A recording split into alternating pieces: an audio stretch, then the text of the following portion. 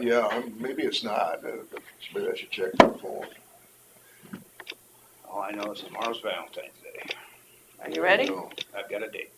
Oh, nice. Do you? So do I. We're going to state wrestling. Oh, Please enter your participant or moderator code, followed by the pound key. Nephew's wrestling. So I was gonna say, who's wrestling? yeah, you're going all the way to. Wyatt Hanna. Please say your name, followed by the pound key. You are the first participant in the conference. We'll say the Pledge of Allegiance. I pledge allegiance to the flag of the United States of America and to the republic for which it stands, one nation under God, indivisible, with liberty and justice for all.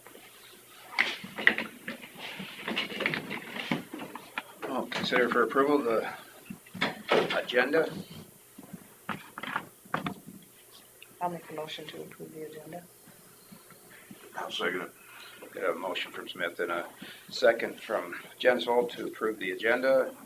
All those in favor say aye. Aye. Opposed?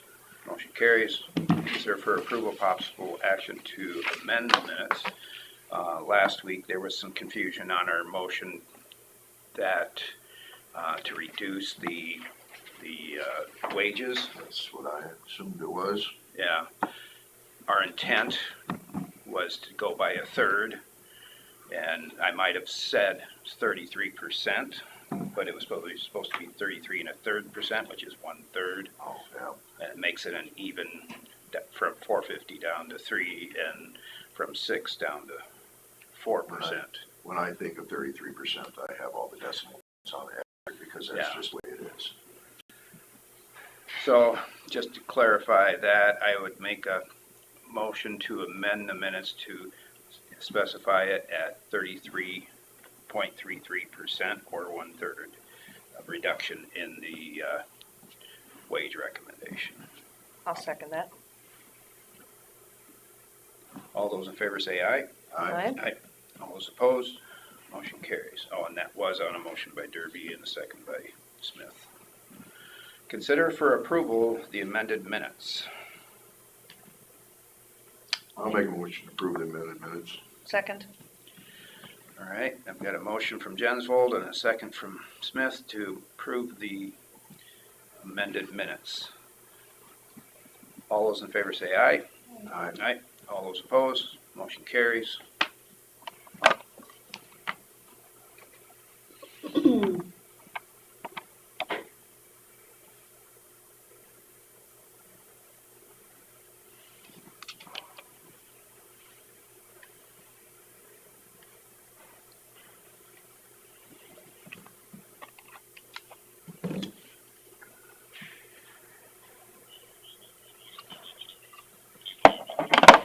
Must be on his way up.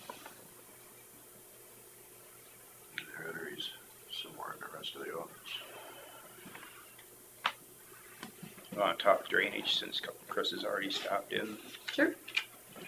Auditor's office will discuss drainage matters.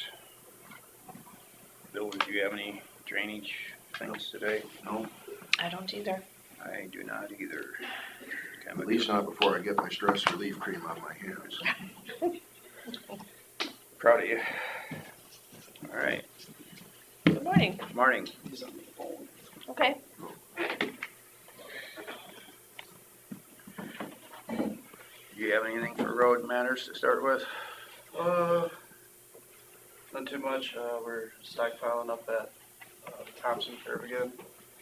Got everything full, so just putting some extra rock there before the prices go up in April. So. And then the new truck is almost done. Aaron's just got like a fuel tank heater to put in it, so he's finishing up on the brine tank right now. So, must be a fuel tank heater that circulates the antifreeze. Yeah. So, just for those real cold days when we're out on snow. So. Yeah. They also have a heater in the filter or anything, or? I don't believe so. Some do. A lot of the newer ones have the filter housing is. Heated. I know John Deere has that in their option in their tractors. So. Sure. Pretty simple. But unless you probably specifically ordered it, it might not. Yeah, I don't believe it does. Which if your fuel tanks are heated, you don't, again, you guys start out, they're all in warm anyway, so you're starting out with warm diesel fuel, so Yeah, you don't necessarily need them as bad as somebody starting it outside in the, sitting outside all night long. in the blows air wind. Right. Did you mention our gravel's looking like it'll be crushed in the fall? No, Yeah.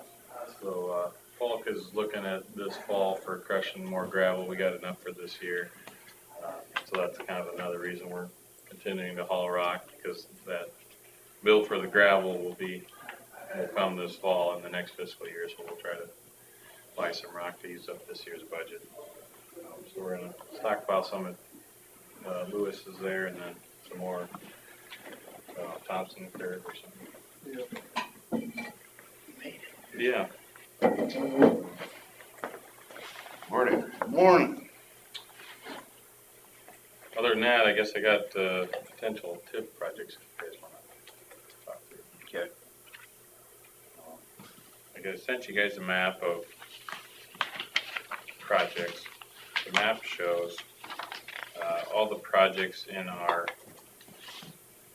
the 5-year plan that I'm going to present to you, which is mostly the same thing projects as last year's 5-year plan, adding a few in the last year and juggling a few project years, but it shows all the locally funded projects and then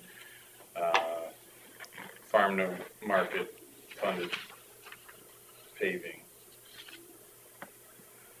It's kind of a lot to talk through, but in summary, so the new construction we've been talking about, the Osmus project, the 1.3 million, it includes local resurfacing projects around the Rake area, the north side of Rake, the east side of Rake, and then the parts of Grace Street that are asphalt. About 1.6 million. And the farm to market resurfacing project is on R20 from Buffalo to Rake, and we have that currently programmed as farm to market funding. But if it were, if we use TIF instead of farm to market, that would be good for our farm to market balance. At the end of this 5-year plan, our farm to market balance will be in the negative if we use all that farm to market funding on that project. For 3 bridge replacement projects, if you remember a while back, I showed you some that were kind of at risk of being closed. I took one off because it's only about 50,000, so I think we can, easily get to that. But I left the other 3 on here. The one on, let's see. There's one kind of between Buffalo and Thompson, north side of Buffalo 25. It's a really low volume road, and you can tell that kind of by the way that it looks. It's got a few farm fields that it supports, and so we've talked to a few of those farmers around there, and they're definitely interested in it being replaced. That one comes at a cost of $250,000. One time I thought you'd estimated like 300 some thousand on that. Looked at them a little bit closer, and we've done some more work in the hydraulics just to see if the structures we were proposing were right, and I think we can downsize that one from what we had originally proposed, especially since the one a mile upstream is only 12 by 12. I'd say the biggest factor, even above a hydraulic model, is what structures do we already have in place, and we have 12 by 12 upstream, and I think that's the one that's a 14 by 12 a mile downstream, so you can about guess it'll be a 14 by 12 or 12 by 12. It's not terribly deep. And then there's the one mile north of Thompson and about a mile and a half east there on the north side of King 24. That one, I think I even raised the price a little bit, 225,000. And then the most expensive one on the north side of Newton, 17, there, the $400,000 project. That one's so much because it's at a 45-degree skew, or maybe even a little bit more. It's 22 foot deep, and it's a very large culvert. That's the one we talked about. Is it worth replacing? And Yeah, is it worth replacing? And, you know, we've also talked about could it be an option to reroute the road, and, you know, the landowner's not interested in that idea, you know.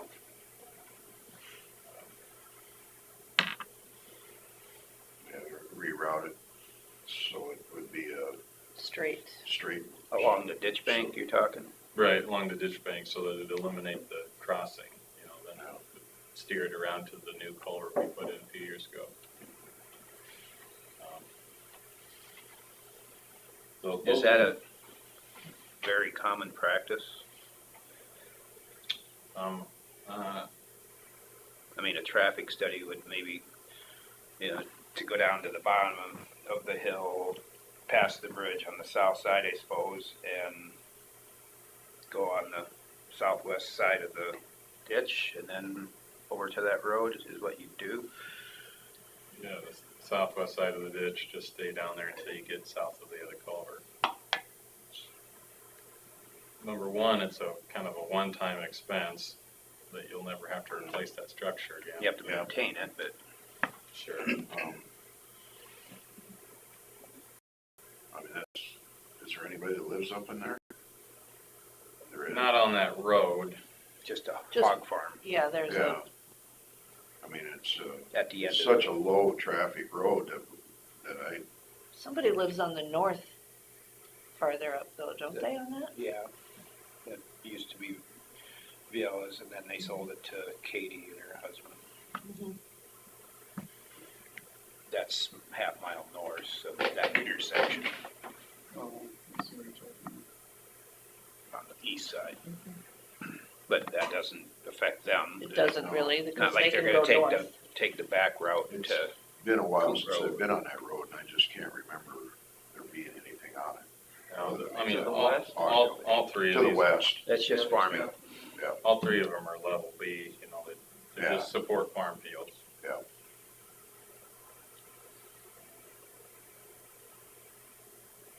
Did we look at it, Scott? Are there other entrances to those farm fields? If the bridge were closed, they could get to all the fields from one side or the other, you know, but like, you know, they're going out of their way to get there, and then some of these, like, for instance, the E25N1 splits the field in half, so, you know, if you're taking a sprayer out of the field and jumping to the other side, well, you're going all the way around the section. You know, that kind of thing. Yes, well, anybody we've talked to said they're important. Well, anybody is going to. Yeah, as you'd expect, right? I mean, especially, you know, they weren't. But is it a hardship? You know, Well, slightly. I know. We'd be much more money ahead to give them a little money for their time and diesel fuel for going around the section. We would be putting the bridge in.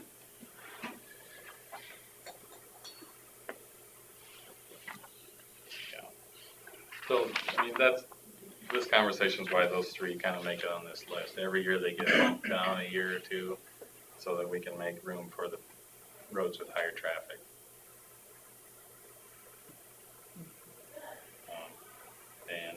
Let's see, one other project on here that I didn't mention also is the Rice Lake paving, about $525,000. The surface treatments had mentioned, but I got about $1.8 million in surface treatments to be determined what those would be, but all that's in just a continued effort to try and lengthen the life of our pavements and stagger the end of life so that we're able to have funding available for, you know, major rehab. Are we pretty sold on the microsurfacing then? I think, for the most part, we are.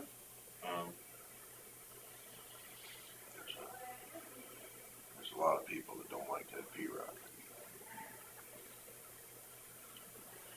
Yeah, the surface treatments and, you know, trying to convey to the public what kind of value it has is tough because it's loud and doesn't look as nice as new asphalt. It'll probably quiet down when there's more plowing on it, but we haven't had a lot of You plowing would this sure year. think, yeah, and we've already seen quite, you know, it's starting to turn a lighter color already because those tips of the rocks are getting broken off by the blades.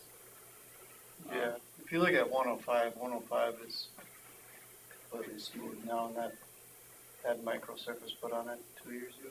Yeah. But, you know, we haven't really plowed this year much, so they got a little ways to go before they'll get shined up like that. The chip seals that we did a couple years ago have held pretty good, I think, but they don't look pretty. So, I mean, if you're gonna ask somebody if they like it, they're probably gonna say no, but what we intending to do is reduce the annual cost of what it takes to take care of pavements. And I think it'll do that. So the surface treatments, microsurfacing and that are all under local. Yeah, it takes a little bit to put the project together and put it through for farm to market funding. And our farm to market balance is already stressed, so most likely it would have to be local. So my approach is to try and put them in there when I think makes the most sense for the road and for the treatment.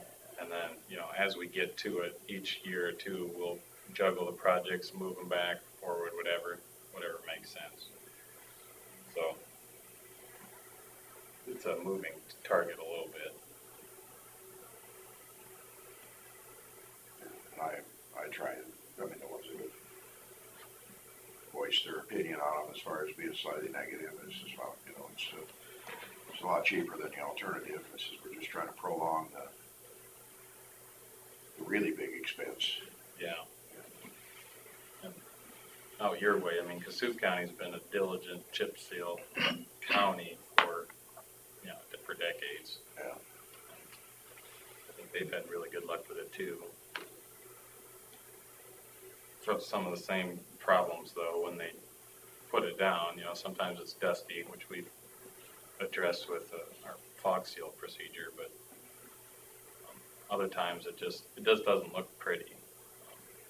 It looks blotchy and wears differently. The highs and low spots look different after it's been plowed over several times.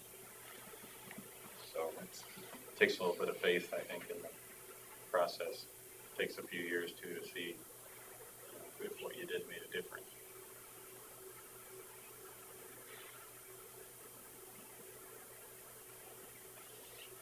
Still not gravel. Right. The inconvenience is there, but when you realize that the alternative is really, really expensive, it's, Yeah. So in total, I'm showing you about $6.4 million in projects that, you know, could potentially be candidates for TIP funding. Most of the pavements fit in the existing urban renewal plan, if that matters, all except for the sort of north-south portion of the Osmus project, and then the three bridges aren't in the urban renewal plan. What's your thoughts on only paving to the corner on the Osmus? I guess I don't have an opinion about that. Would it reduce the costs enough to be accountable, make it worth it, or?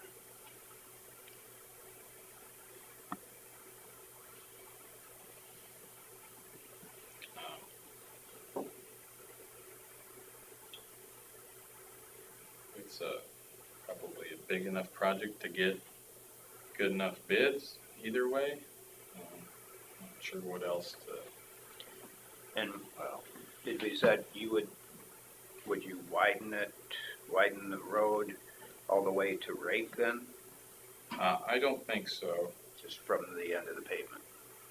Yeah, I mean, that's something that we'd have to decide, once you kind of get down to drawing cross sections, what's out there for one, and then what makes sense based on the other roads out there.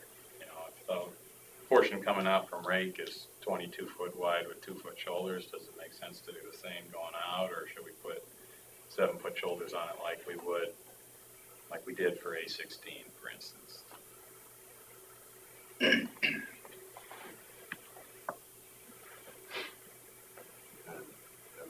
my thought on it is you either bid it all or you don't bid any of it. It kind of defeats the purpose to leave that last little section of gravel there for the guys with their $250,000 trucks with their $200 to $300 wash that they just had on it.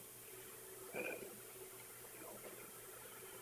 dust is flying. I guess the Iowa dignitaries realize that's just the way Iowa is, maybe. But when people come from around the world to go to that place, it just seems like it would be kind of nice to look just a little more professional or whatever as far as what the county can do.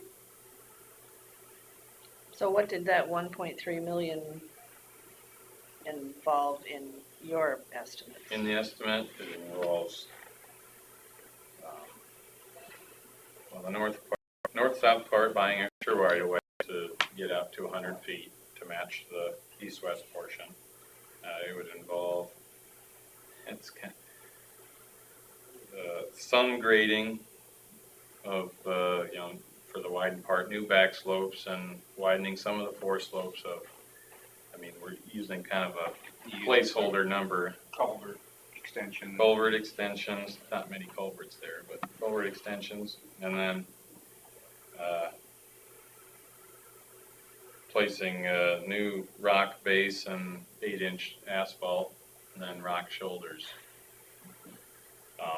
All the way from the existing pavement all the way up to the entrance to the office, I'll call it.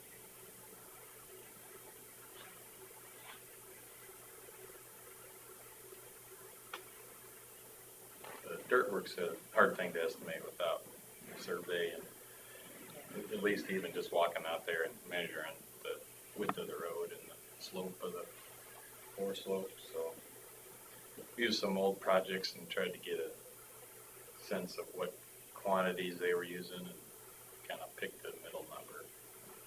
Do you think a 2 foot shoulder like the existing would create a good enough base then to support the edges? Yes, I think so. I think we can design it so that it holds up. If you look at R20 south of Buffalo, you got real narrow shoulders on a road like that, and it doesn't seem to bother. It's got maybe 3 foot rock shoulders, maybe even less in some spots. All truck drivers need to think like me. I always hug the center line unless I'm meeting somebody. Stay away from that edge where you can break it up. Yeah, the one on Pilot Knob that we use for an example, that one's paved to the very, very edge. And some of that rolling and cracking comes in a couple feet, but it doesn't come in all the way to 4 feet. So if there's 28 feet of road top out there, it's probably sufficient. Another thing we should probably be thinking about is at what point do we start designing our roads for the 100,000-pound trucks that seem to be pretty common anymore? They're not. I don't think that the trend isn't for anything to get smaller. No. And Would your design accommodate 100,000? Well, I didn't do a pavement design, but I'd say 8 inches of asphalt with a really stout base is adequate. It's a pretty solid My road to guess. start with, isn't it? I mean, I put some geogrid in there and, rock base. Together, those really tie together, I think. 8 inches of asphalt is, we have 6-inch pavements in the county still, so they're holding up.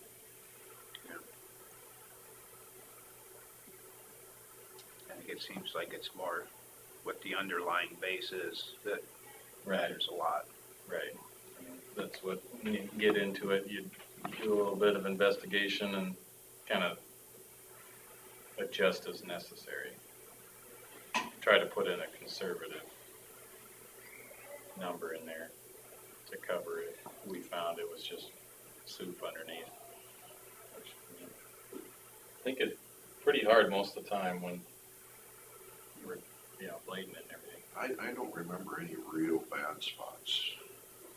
Yeah, and if there were, you could address them at a site-by-site location too. Dig out holes and fill them with rock or put fabric underneath them or whatever. I guess it's a lot of good information. Yeah, honestly, I don't have any idea what the potential for TIF dollars is, so I didn't know how much to show you. Well, it's nice to see all the different projects, and then we can make the choice on which ones have the priority. Yeah. So, And then we gotta look at what the TIF fund's available right now, next year, whatever, cause we got hit a little bit because we didn't borrow much last year, so that lowered this year, and so we gotta look at each year and how it's gonna affect the next year. Yeah. That's quite a formula. Yeah, I'm sure. So, all right, no, it's not an actionable item, so just information. Thank you for putting that together. Yeah. Any other questions for them?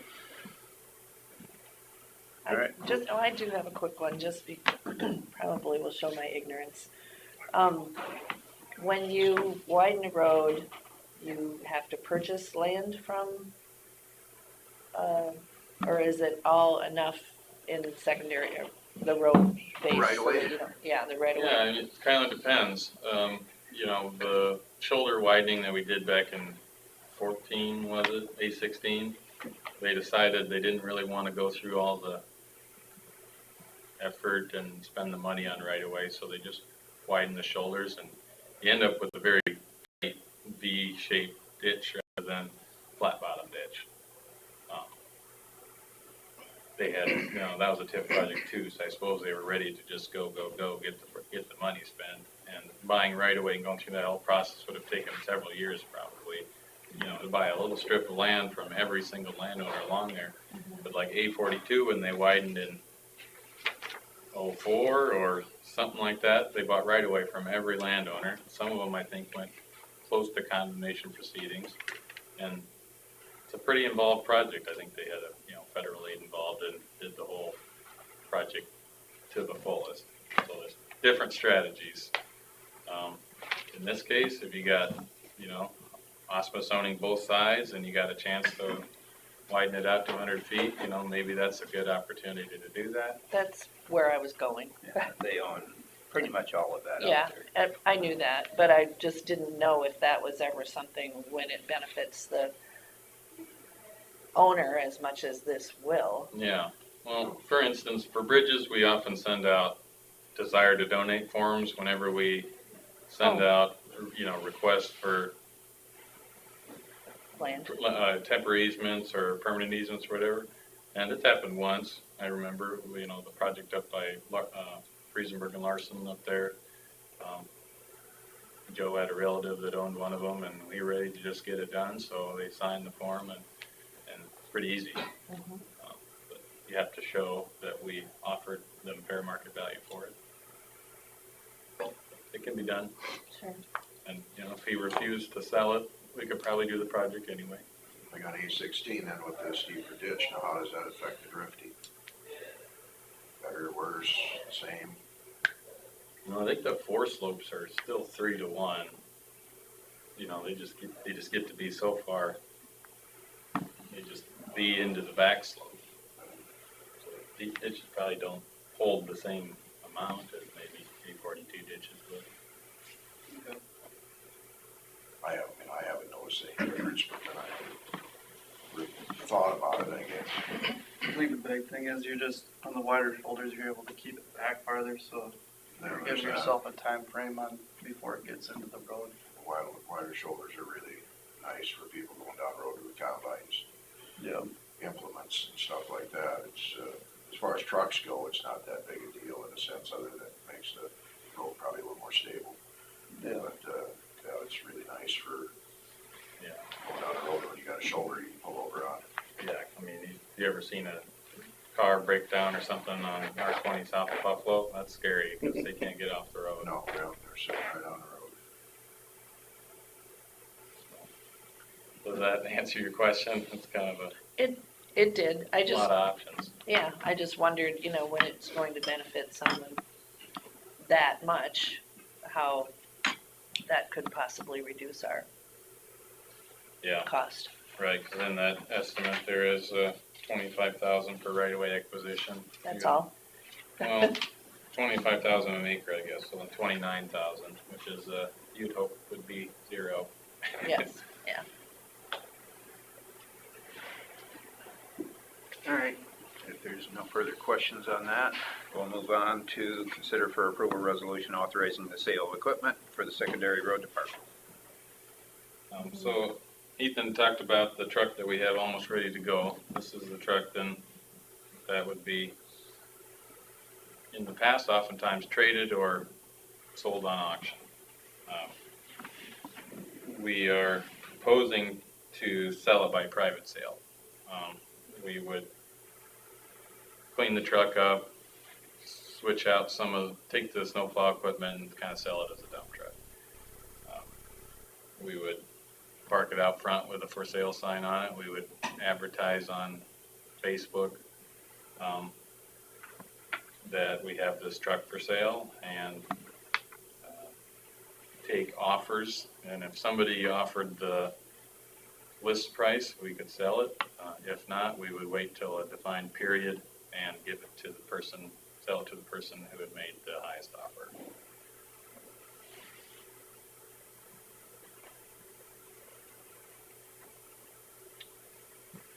We have a list price of $53,000 in the resolution and a reserve price of $29,000. If after all the offers were received, none of them were $29,000, then we would auction it at online auction. That's what I tried to lay out here. I think it's And kind what's of the how you online would auction sell it. take now? What do they take?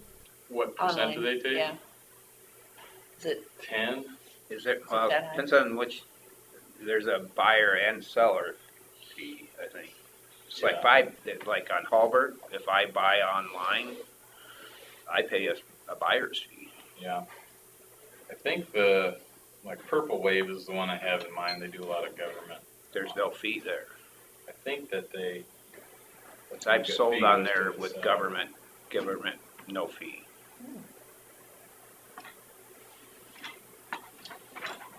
Can't remember. I've dealt with it. We're a nonprofit, but they consider us government, Okay. so it was a no fee. Yeah. And they do a lot of work to get the pictures and stuff, so Certainly, yeah. they're not as local, but Yeah, I think the guy that would handle our work lives in Alcona. So they have people around. that's the one that came out. So, you know, we sold our last trucks for $42,000 a couple of years back. I would hope we could get. So you look at the 53,000 as a list price, then, okay. Yeah. I think we'd be pretty happy with that. What year was that again? What year's the truck? It's a 2006 Sterling LT 9513. From kind of what I can tell, they often go to construction companies that are hauling local, that kind of thing. It's good truck still. And this process satisfies the code As long as we are publishing the details, which are included in the resolution, and offering everybody a fair chance at it, I understand satisfies the requirements.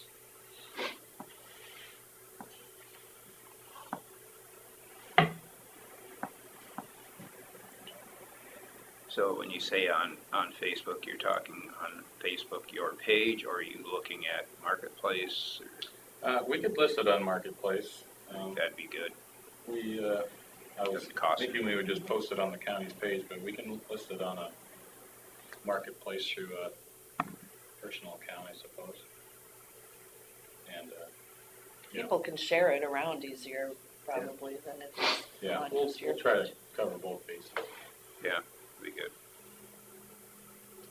All right, we'll just get started on it here in a little bit, so we'll have, be a little bit before we We have the resolution there. Yep. After they're done with the new truck, they'll move on to kind of stripping that down, cleaning it up, and they got to change over some valves and.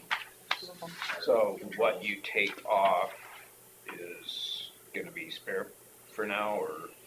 Yeah, we'll take off as a belly blade and a wing sander. And the armrest with all the plow controls, we'll replace it with the basically box controls up and down. It doesn't have its own front plow, so we kind of abandoned the idea of trying to sell it as a complete unit. Right now it shares the front plow with whatever other truck is down or whatever. Okay. And How much From would what I- that add to the value of from it? what I can tell, if they got plow equipment on them, it takes the value down. Oh. It looks like, from what it looks like in the sales, Yeah. plow trucks just seem like they're, county's old junk. But if you It's a strip dump it down truck. to a dump truck, it's more of a useful thing. So I don't think more people want it just for a dump truck. Probably. Yeah, there's more demand for a dump truck, and if they have to take all the equipment off and do whatever with it, then that's more hassle. It's got a really long driveway, you don't have a plow truck because it's. Yeah, and the armrest is actually worth quite a bit, and we can reuse that, so that's a nice thing for us to save. The plows, maybe not so much. It's pretty, I would have thought that they had 20,000 pound front axles, just the 18s.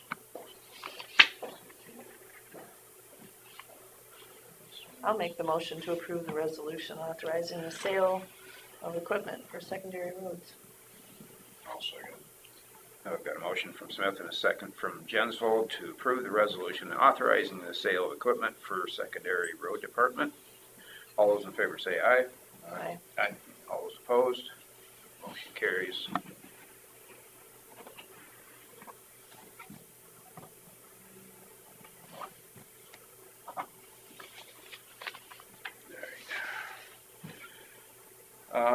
We've already done number 7.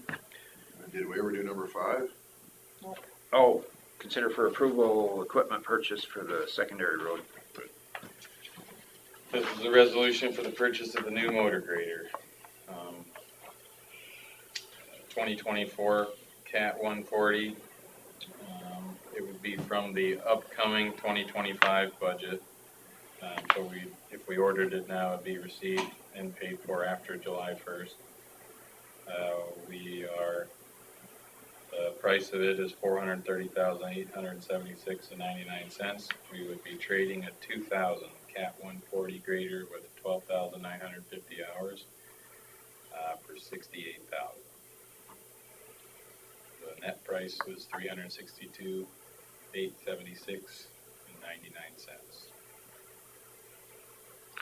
I know every so many years we have this discussion on why is it always CAT, and we've talked about software and uniformity with things like working on them. And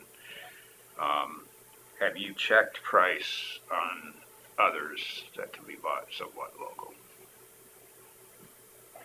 When did we last check with Murphy? Because when you get a 14% increase like that, it's kind of concerning. Yeah, we did demo a John Deere grader a couple of years ago, since you've been superintendent. Yeah. A couple years ago. Did we quote it at that time? do we have an account with that? What's it called?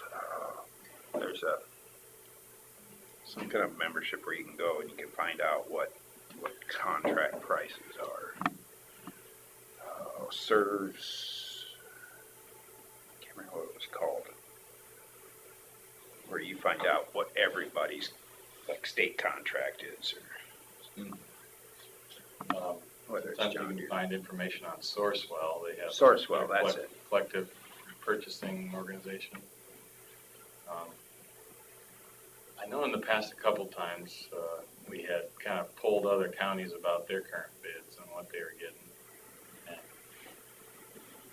I don't ever remember seeing that it was different from county to county for a cat specifically, and I think what normally is seen is the John Deere upfront prices are less. Some counties have tried to take, I don't know if you can call it life cycle bids, but they'll take bids on the machine, having them guarantee a buyback price after so many years. And usually the more life cycle or buyback clauses they add in, the more it favors cat. Because they say that cat machines hold value better.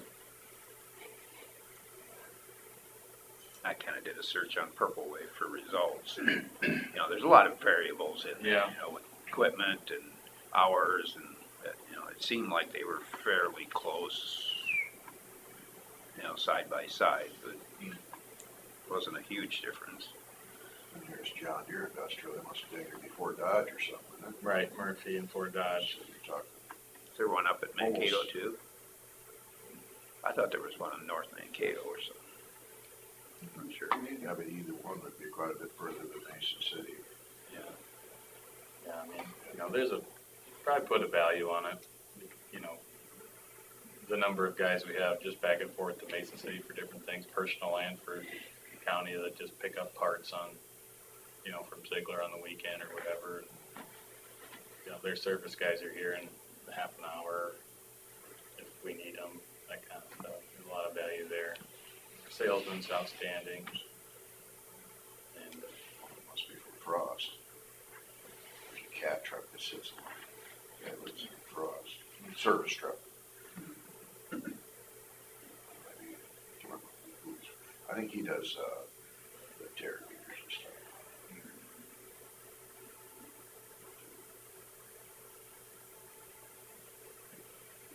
Yeah, you had, indicated that you're really happy with the service you get from Ziegler, right? Yeah, they've been great. I mean, we don't call Wolf very often, so like when we do call, they come and accommodate us very well. Ben's kind of like their service guy that runs around, looks at everyone's equipment, checks our tracks, our undercarriages on our machines, but if he's ever running through the area, he's always grabbing our parts and dropping them off on his way through too, stuff like that.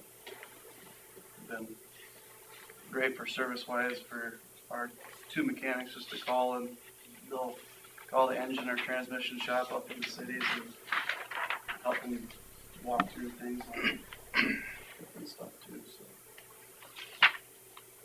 All the way around there, Solid equipment, really good to us. just a couple things. Yeah, John Deere's, you probably can get a lot of filters and different supplies and stuff from John Deere Office Center, but, I don't know whether the overall, Service-wise, I don't. yeah, the distance, I mean, it would cost so much more. I mean, you're in Fort Dodge and Mankato, at least 3 times as far as what Mason City is. I Yeah, would assume when that truck leaves, it's on a per hour, once it's on the road. yeah, you pay for service calls when it leaves their shop or. And this includes the 60-month warranty? Yep.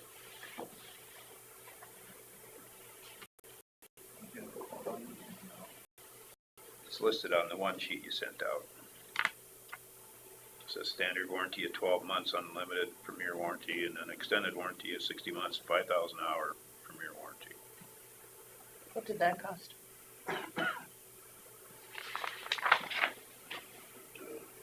Just because I'm curious. Is that for everything, or is that just drivetrain? Powertrain. Powertrain.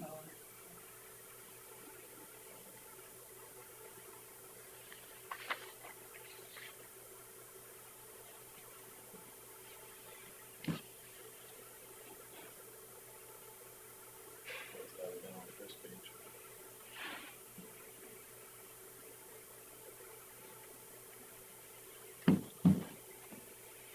Usually, if you make it past a year, whatever 5,000. factory defects would have showed up by that time. But What'd it cost you?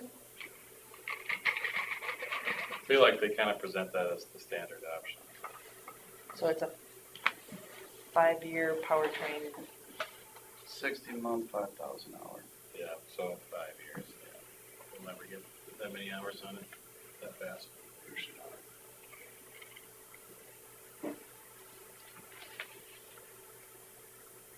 Cause you got 13,000 hours on one that's, 23 years old or 24 years Yeah, old. they get, instead of 700 hours a year. It's 500, initially, and 500 a year.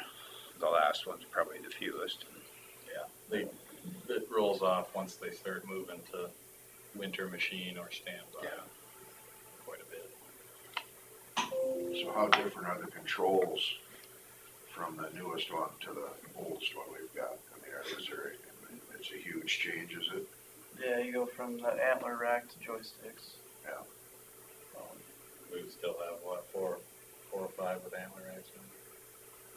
Yeah, 2, 3, 4. They're like, to run them right, you gotta be leaning over and running levers all the way across, and now they're just like a gaming system. You Yeah. got joysticks in your hands, kind of ergonomically correct, I remember the day where I had to stand up in the grader and the levers were this long from the floor and you're going like this, kind of like the Wizard of Oz, I can remember old Harry Shelley running one year that seemed like it had some wheels in it for adjusting Yeah. something. Mm-hmm. Yeah, Way you back see to those that. old antiques out trailer pulling kind of. Back when I was a little boy, we were probably crawling all over the stuff that was up and raked at the old county shed up there. Just remember the big old metal wheels inside. There's some guys that have some around. Where will this one be housed at? This one will be in Forest City.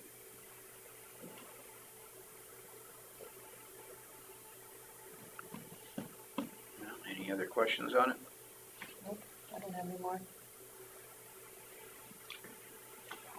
Make a motion to approve equipment purchase for secondary road department. Second.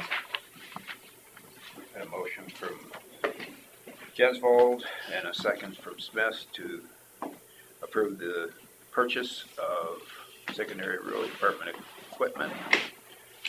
All those in favor say aye. Aye. Aye. All those opposed, motion carries.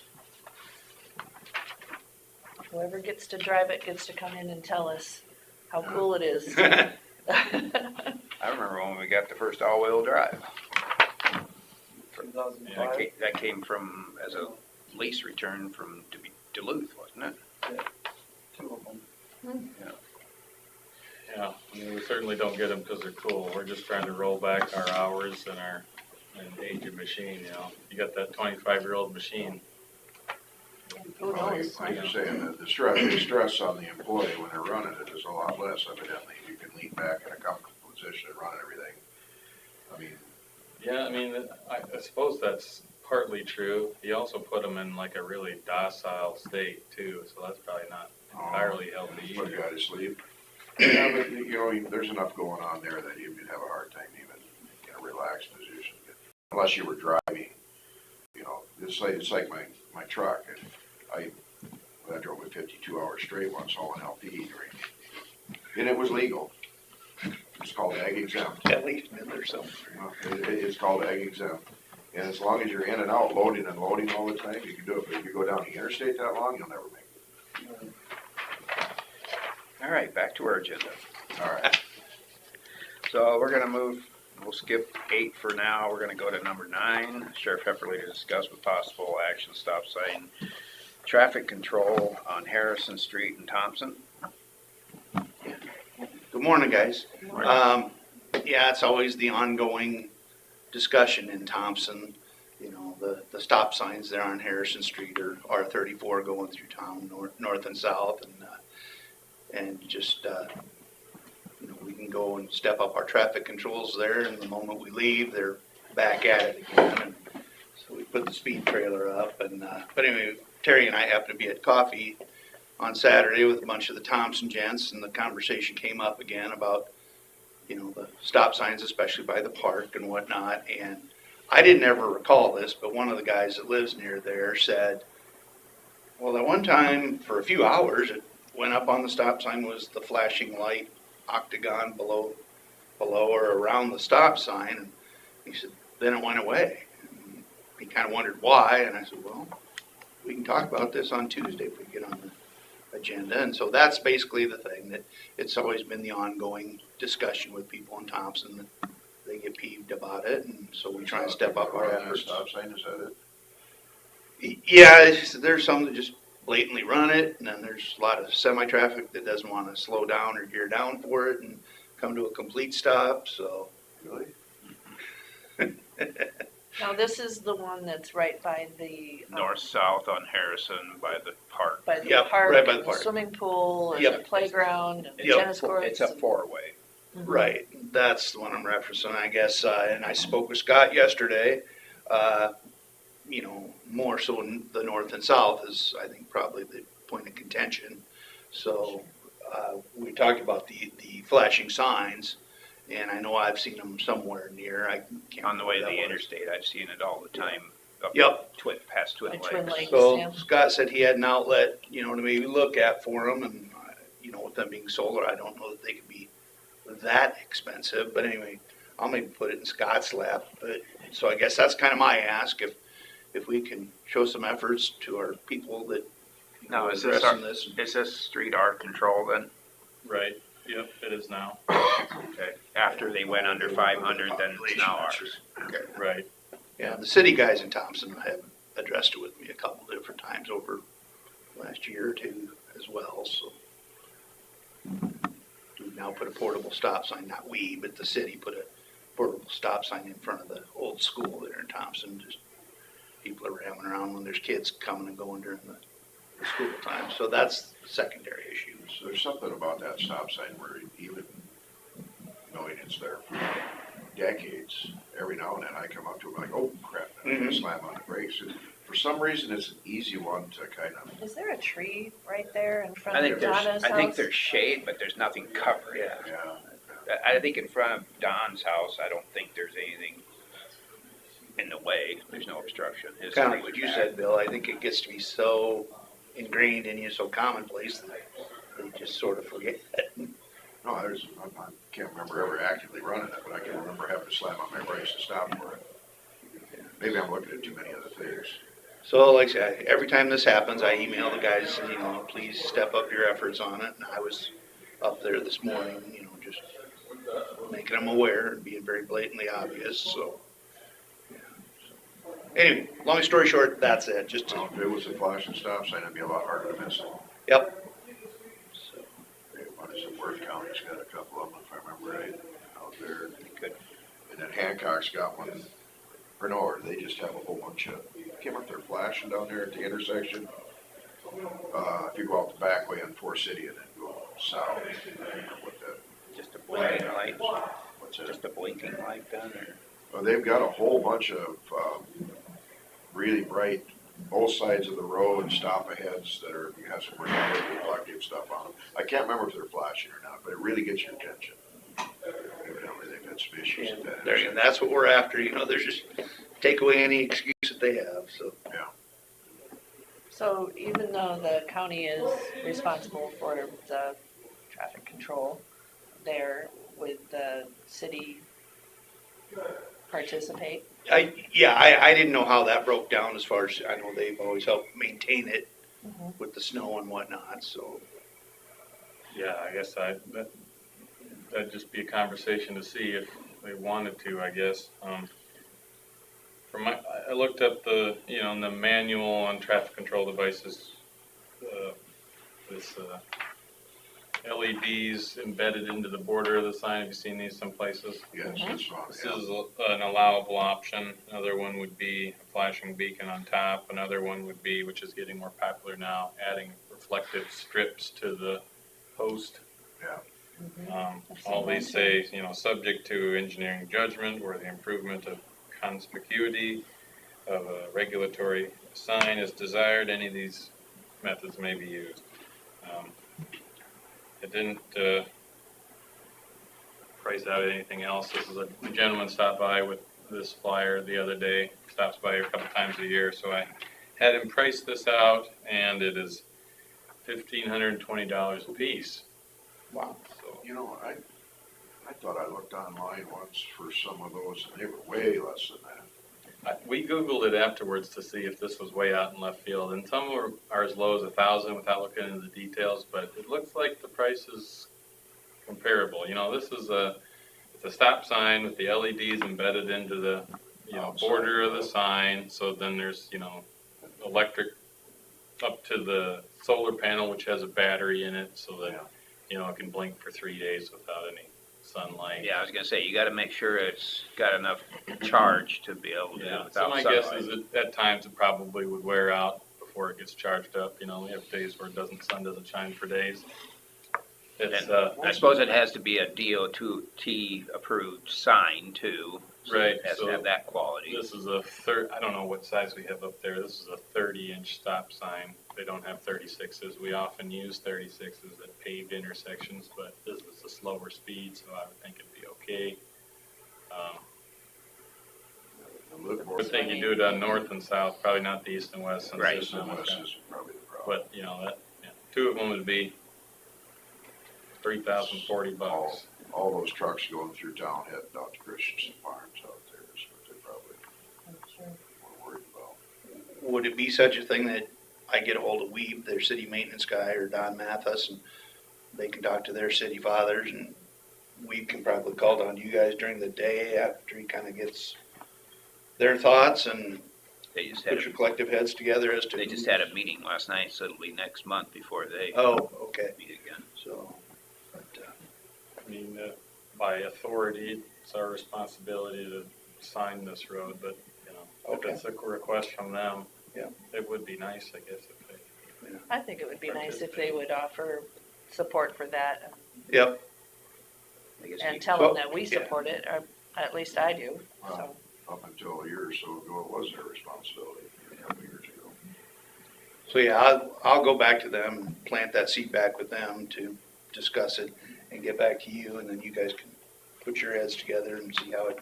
In the So meantime, we we do can have- probably look at, see what options are, in that type of sign, see if there's Yeah, a viable one. you guys are that's wanting to more use the cost effective. LED border stop sign I think it'd be with the better. solar panel.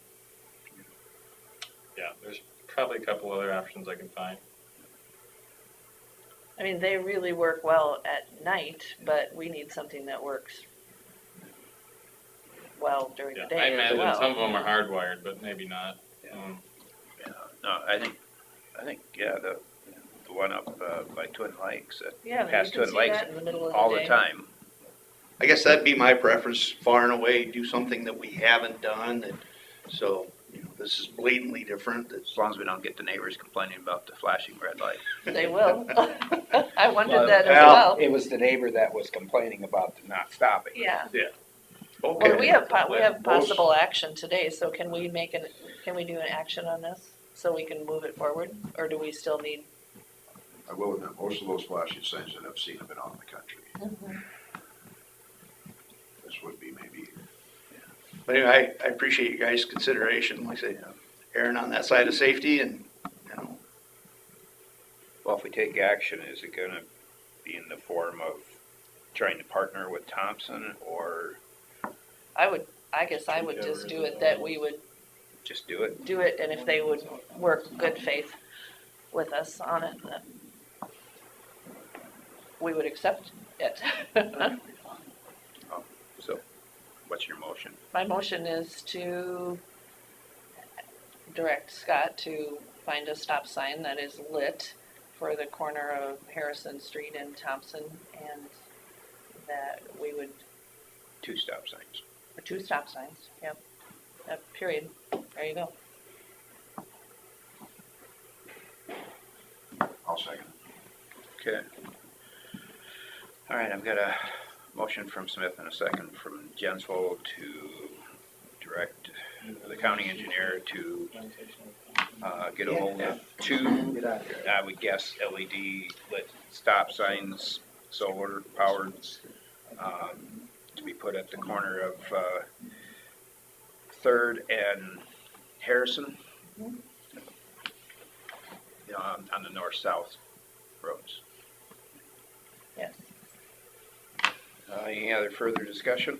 Sure, if we can pay $430,000 for a new piece of machinery, we can pay $3,000 for some safety. 430, are we? Thank you, guys. I'll make that call to Thompson as soon as I get out of here, and See what they, There's the Yep. number. I know. I I'll know. have them go direct with Scott's office. And directly benefits their citizens. All right, all in favor say aye. Aye. Aye. All those opposed, motion carries. Thanks, Steve. Thank Joe. you. Moving back to number 8, consider for approval pay application number 4 to Larson Contracting for Public Health Building Edition. Is that this one? There's 2 of them there. I'd like them both stamped, please. Oh, you stamped them already? No. No. I haven't got that far. I got the dates set. Good job. Just right on the front. Okay, you said there's 2 different ones on this one page. No, 2, there's, So you need a stamp. no. Right there, and then on the table. Oh, that. That one as well. Oh, all right. I didn't realize that was the same.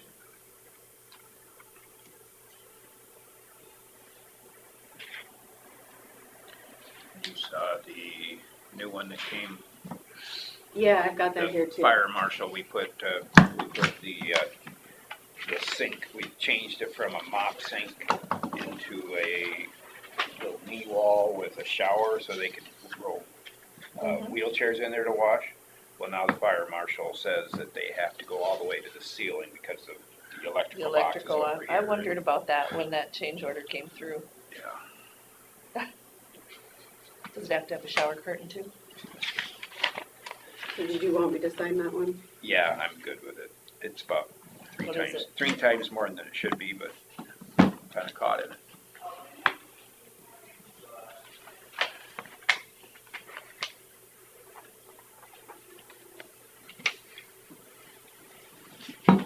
Now I'll entertain a motion.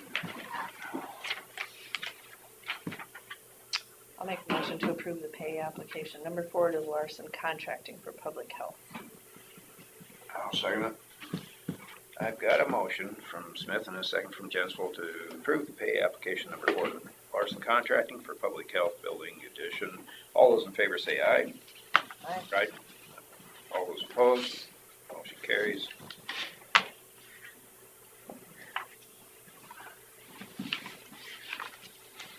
I wasn't being snarky about your new toy. Yes, you were. Everything is so expensive, isn't it? I know.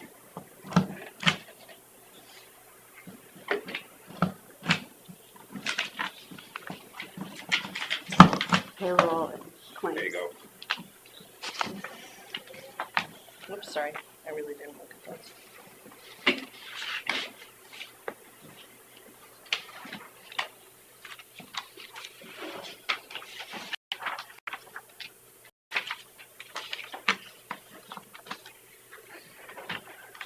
Open forum. Oh, yes. What do I have for open forum? Joe said he emailed you, and that if you need to call him, we can. Okay. Well, it's nothing we can discuss today, so. And then Brody wants to talk during open forum. All right. He must be gone.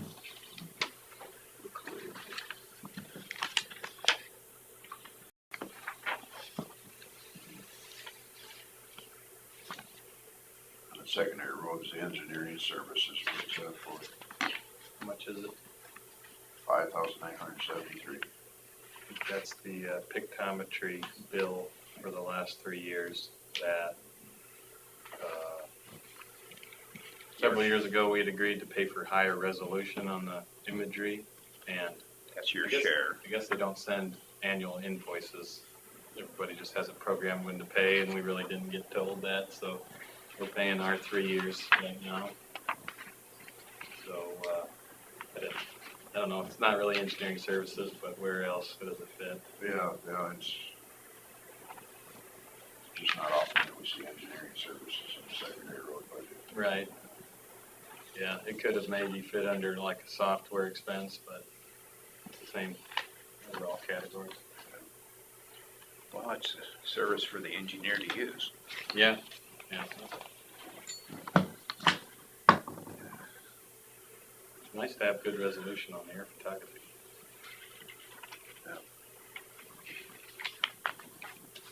Am I gonna come back early? Yeah.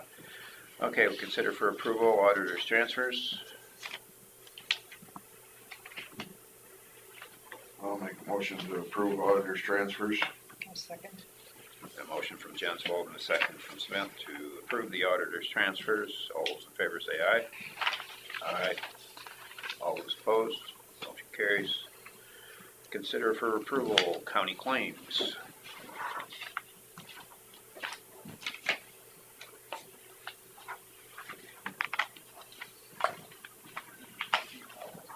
You guys get your questions answered on the county claims? Yeah, I'll make a motion to approve the county claims.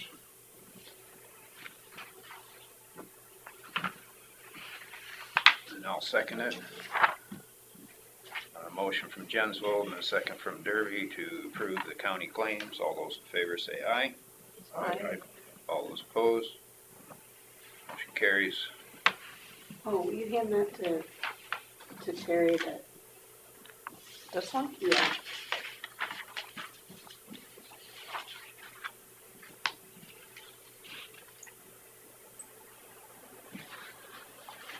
Was there another set of claims? I Must be think so. that one then. Yeah, That one's claims.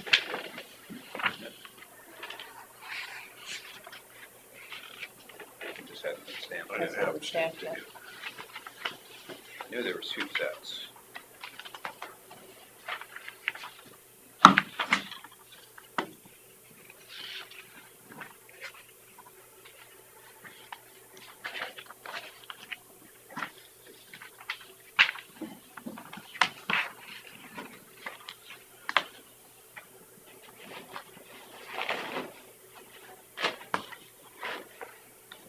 Did you get the other resolution back? yes, Purchase? yeah, those are, Oh, these are just mine? Yep. Okay.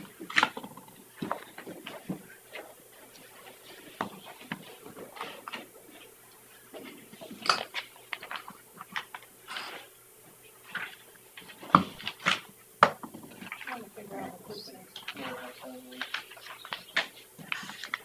Oh, it's minutes, isn't it? Oh, More minutes. Check. oh, I shouldn't have given that to you. Yeah. Is that for today? That's just my copy. Okay, I'll go like that. I just gave you too much stuff. Don't confuse I us kept like that. thinking, all right, what do we need this for? Okay, I must have a plan. No, I just gave you too much stuff. Does that one need to be received? That resignation or not? Yes. I guess it does.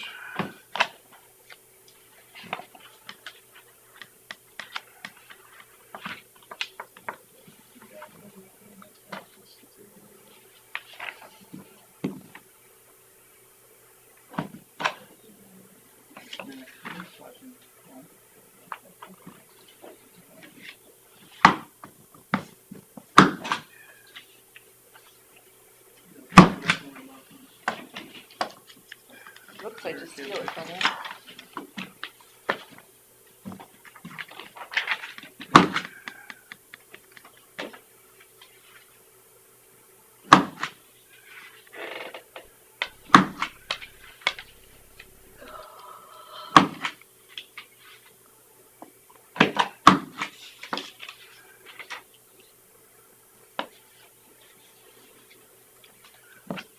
knew that was coming. Mm-hmm. They talked about it at the 911 meeting. Yeah, it's not a bad thing.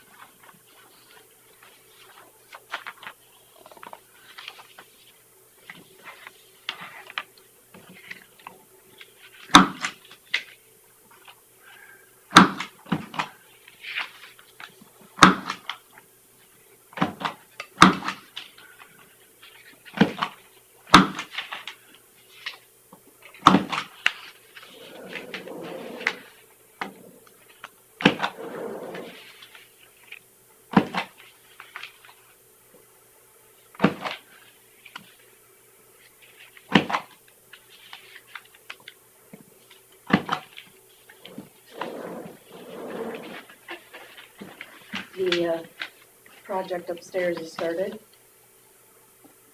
I saw the electricians walking around. Well, there's the state's doing a project too.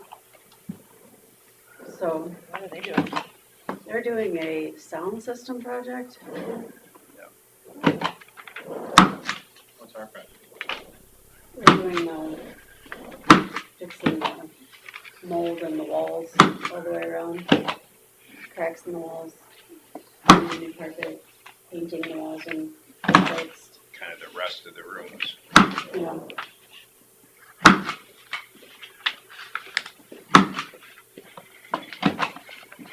Do you wanna Yeah. talk to us in there? You got time right Yep. now? Yep.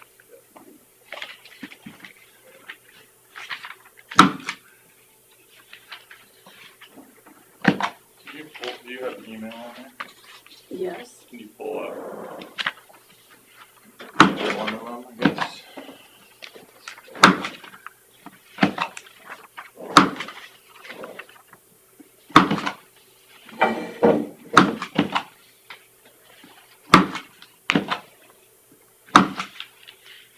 Do you want to sign in with your account?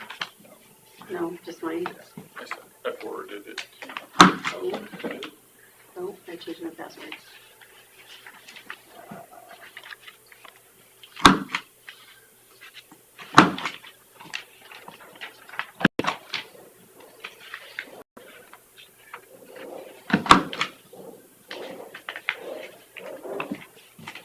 Is there a way to make this go away? Yeah. That would be awesome.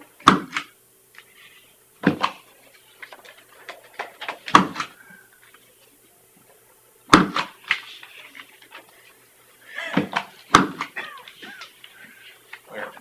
I was down there somewhere. This one? Pull up one of the PDFs. Okay.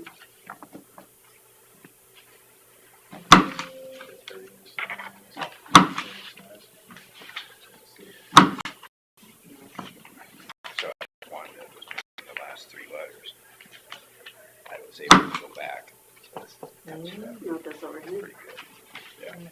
Impressed. So am I. I was at the county conservation meeting yesterday. Yeah. It Maybe was just good. zoom out. All the board members. Yeah, I do.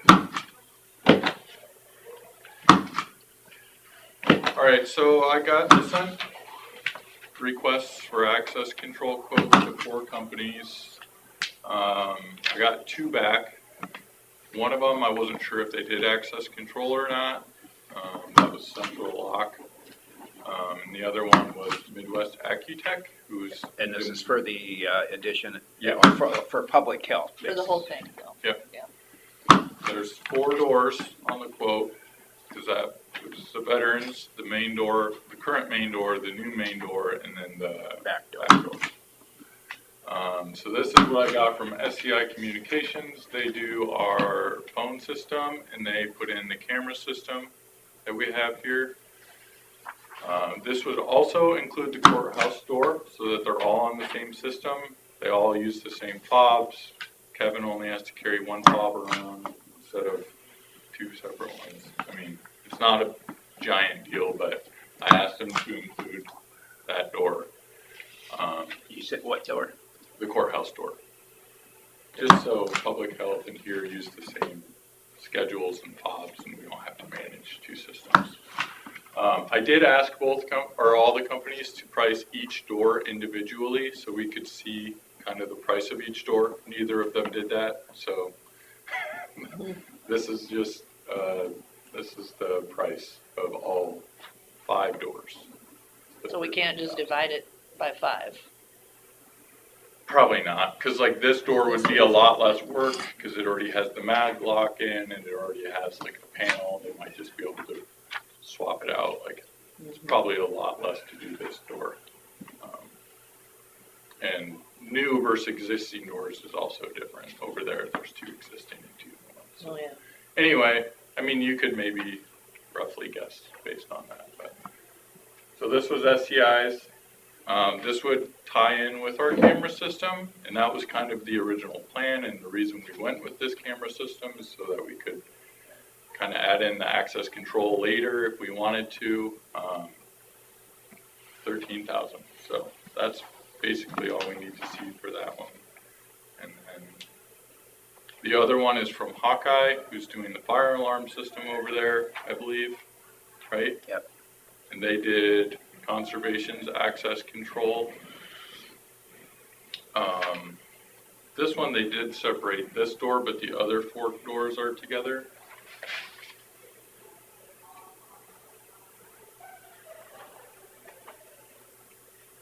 And the price of the 4 doors was $9,535. That page. So that's the current door, the courthouse door. That would be $1,800, they said, to replace.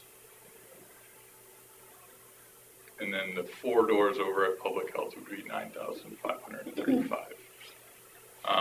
The one thing they have on here is that Hawkeye said we would have to pay $45 a month and $57 a month for basically the management of it. So right now we have like a website that we can go to that's internal only. I'm assuming this is like a cloud-based system, and that's why that monthly charge exists. So I mean, that's like $1,200 a year that we'd be paying extra. Not a big fan of that. And we're not paying anything now for. No, we don't. No, and we wouldn't for the SCI one either. So their bid was like $2,000 less for the hard Yep. property, But and then for after the 2 software years, is, it's over. $1,200. Long run it'll be much more expensive. Yeah, I mean, you're talking. I mean, you'd want this to last probably 10 years, so you're talking $12,000. And that's if the price doesn't go up. So you were talking about the other one has the camera system, and it was kind of integrating with that Yep. then? Yep, it would be managed from the same place, basically. Okay. It's not a huge benefit, but it's a small quality of life thing, I guess. I can ask Hawkeye if they have like a non-cloud that they could do that would avoid that $1,200 a year. I don't know if they would or not. This might, like they might just use this vendor, whoever the vendor is of the hardware, so.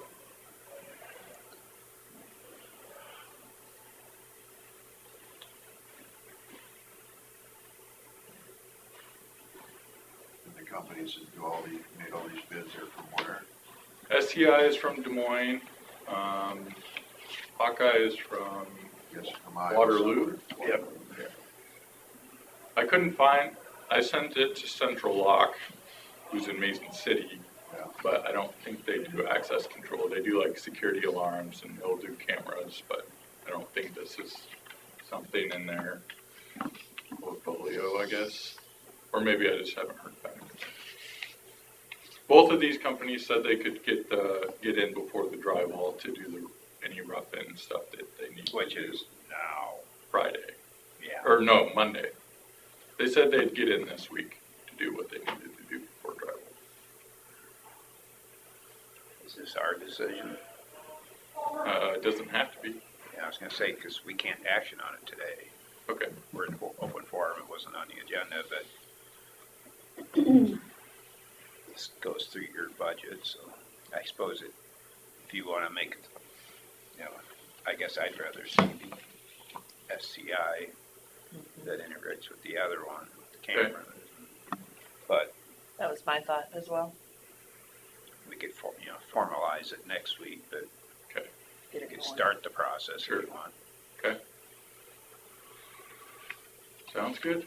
It'd be really inconvenient not to start the process. It's just- Yeah, I mean, I really think pretty much everything that needs to be done will be roughed in by the electric. Like, it's all in the plans already, so I don't know why it wouldn't be roughed in already, but I think they could pull some wires and that would be easier to do before the drywall's in, but they could do it either way. Right, it's right at the doors that's gonna be the problem. Sure. You know, the ceiling's gonna be drop ceiling, so they can run everything across the Right, ceiling. So, right. I don't know if anything's wireless, if it's wired, or what it is, so. Okay. All right, thanks. All right, thanks for doing that. Yep.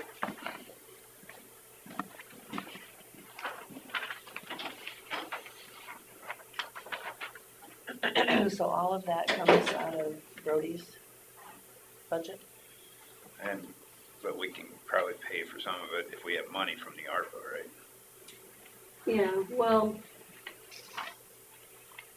if it's public health, it probably should be, Most of it's public health. yeah, And then we gotta split it out. yeah. So we probably need to decide how we're gonna do that, if we're gonna do out of Brody's budget, or if we're gonna do public health, or, We're probably gonna burn up all the ARPA anyway, so yeah. that'd be simpler if we didn't put it under ARPA.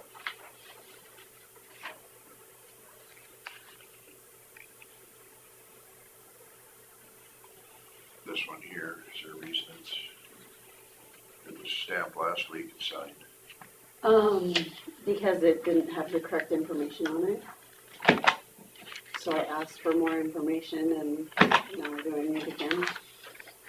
It doesn't have the correct information on this one. It does now. It didn't, now. it didn't then. That's the amended one. Yep, But we already stamped it last But week. it gets another one. Again. Yeah, we've done that before where we stamp it for the final. let me see. And it doesn't look like it should be amended with the stamp on it. I think it would be another sheet.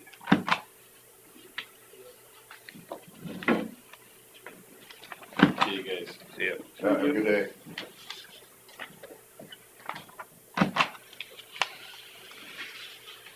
You just go around and prove that. Oh, Graham General? I think maybe it was taken care of last week. We'll just put it in here. Must go with the one ahead of it. Yeah, it must be one ahead of it. Well, I should just, at least up for vacation day or whatever for Grandma. Yeah.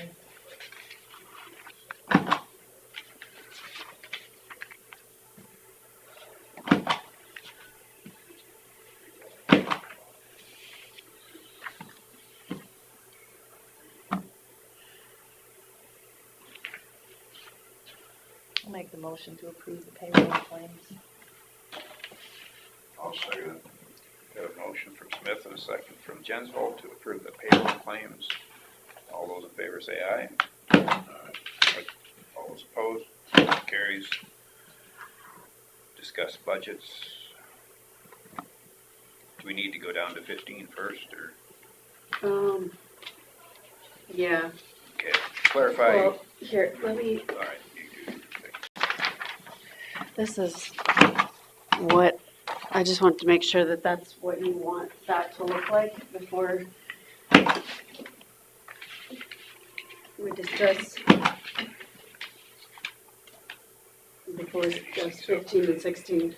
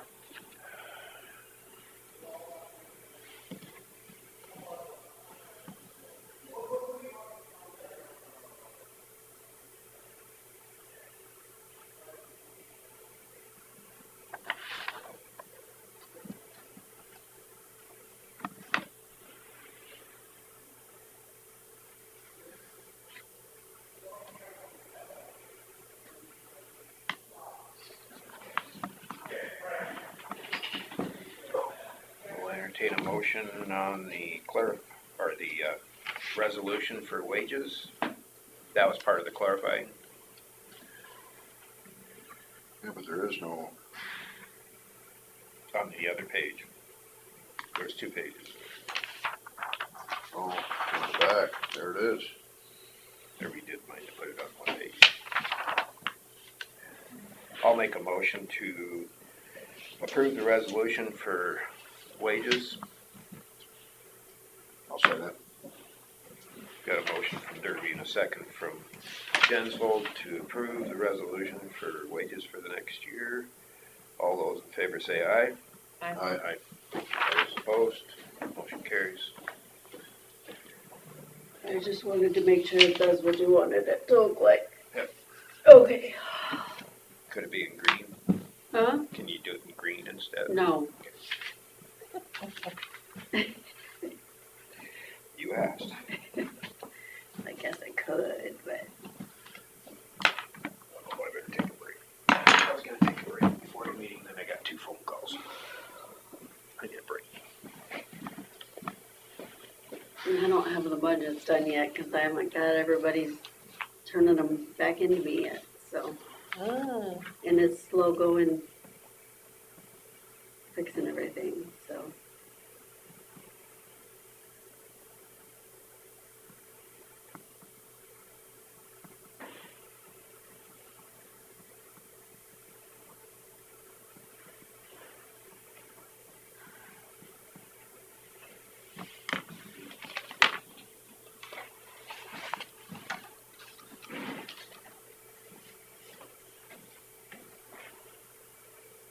I know I can't. Mhm.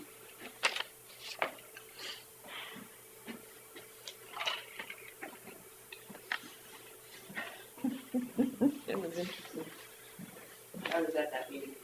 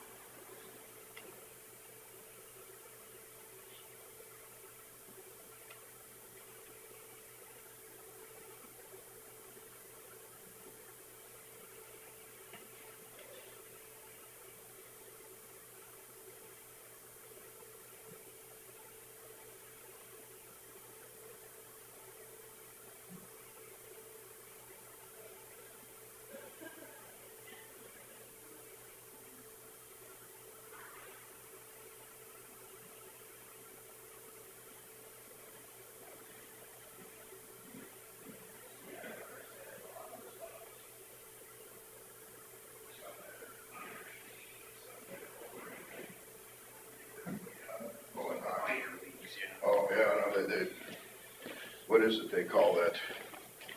In-between league. He played that for a couple years. So I'm trying to think, the ones that were in Mason City, the Bulls were probably under 18. They call it juniors, I think. Yeah. And then now I think they're older than that, so.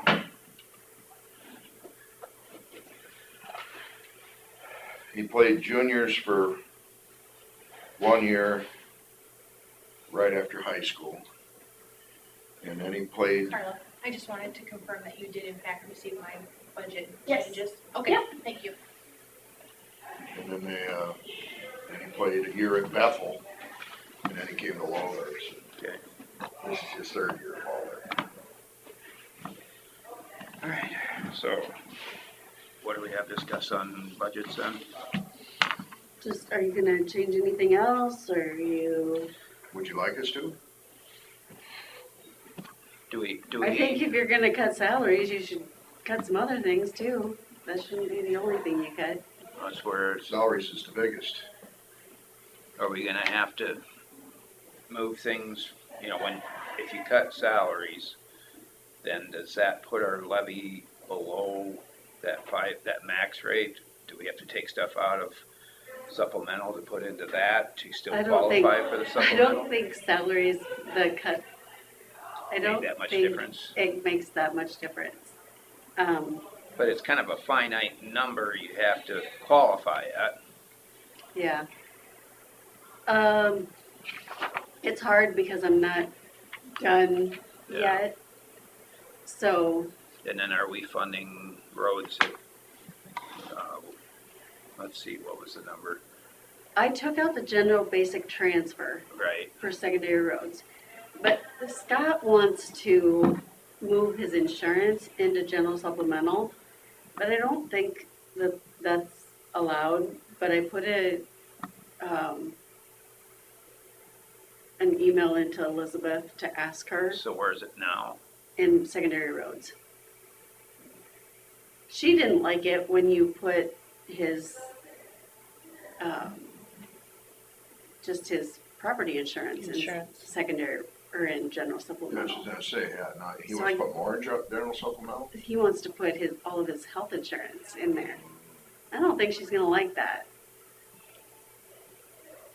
Well, evidently it's not illegal, because we did it. It just doesn't What's seem- supplemental for then? Well, it's for general basics health insurance. Oh, yeah, right. And theirs would be rural, Right. and there's no room in rural supplemental for it. Well, I think if his was to go anywhere, it would go in rural supplemental. It shouldn't go in general supplemental. And what's in rural supplemental now?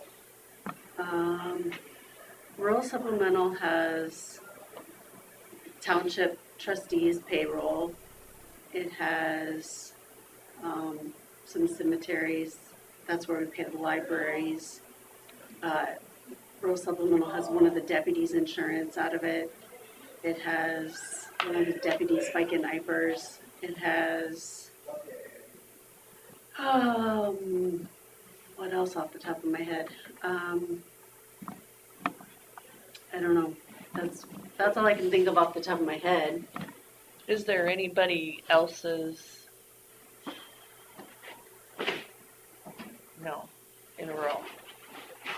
Just trying to think of any comparables to what he's, from any of the other departments, what he's asking for. Scott? No, because he's kind of he's unique in that fashion.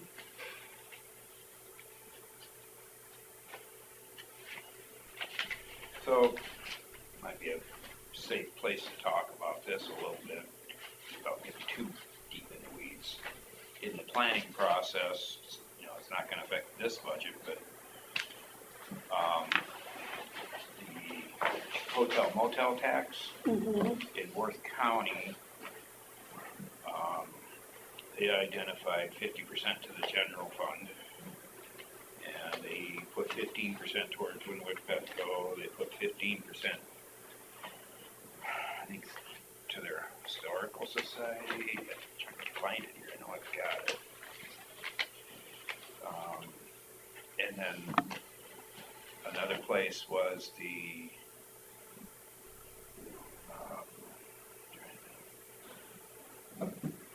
so like the transfer that goes to, or the money we give to the historical society could be done under the hotel motel tax or something. And, Well, tourism or something? Some kind of a, well, that was the Windward Betco part of it, oh, yeah. for tourism. God, I had it this morning, I thought I put it in. Unless it's down here. No, it's not. Anyways, I'm just thinking if there was, however we formulate ours to make it sellable to the public. We probably need to start talking about that, and you know, coming up so we can plan for the next election to get it on the election. So you're thinking other cuts would be libraries and fair and? Oh, fair was, actually the fair got 15%, that's what it was. Oh. Same as Wardenworth Betco. I don't necessarily think that. I think I don't know, I think that maybe we take even just 5% out of every department's budget and let them, each department figure out where they're gonna take 5% or 10% or whatever. I have had people say that to me. And it's better than losing an employee from each department. Mm-hmm. Well, would they cut the 5% off, just whatever they're buying for their office and their supplies and all that stuff that they need to have? It's, I would guess everybody has a little bit of fat they can trim off their office.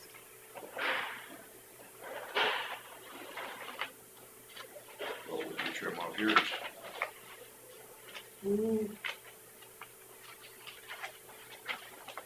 Well, people could trim overtime and things like that possibly too. Well, we don't have I was overtime. gonna say, there's with, no overtime except for out at the public safety center for the most part, secondary roads.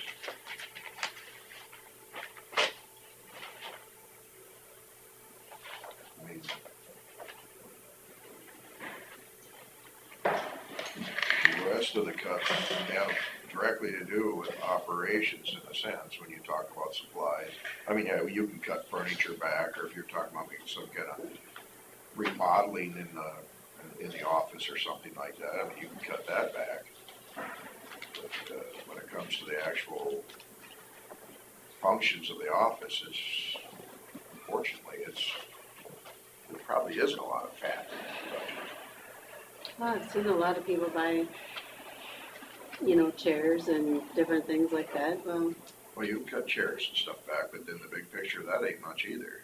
So, and Uniforms, I suppose. yeah, if the people that got any of that would be. Well, unions, so that's in the negotiation for uniforms.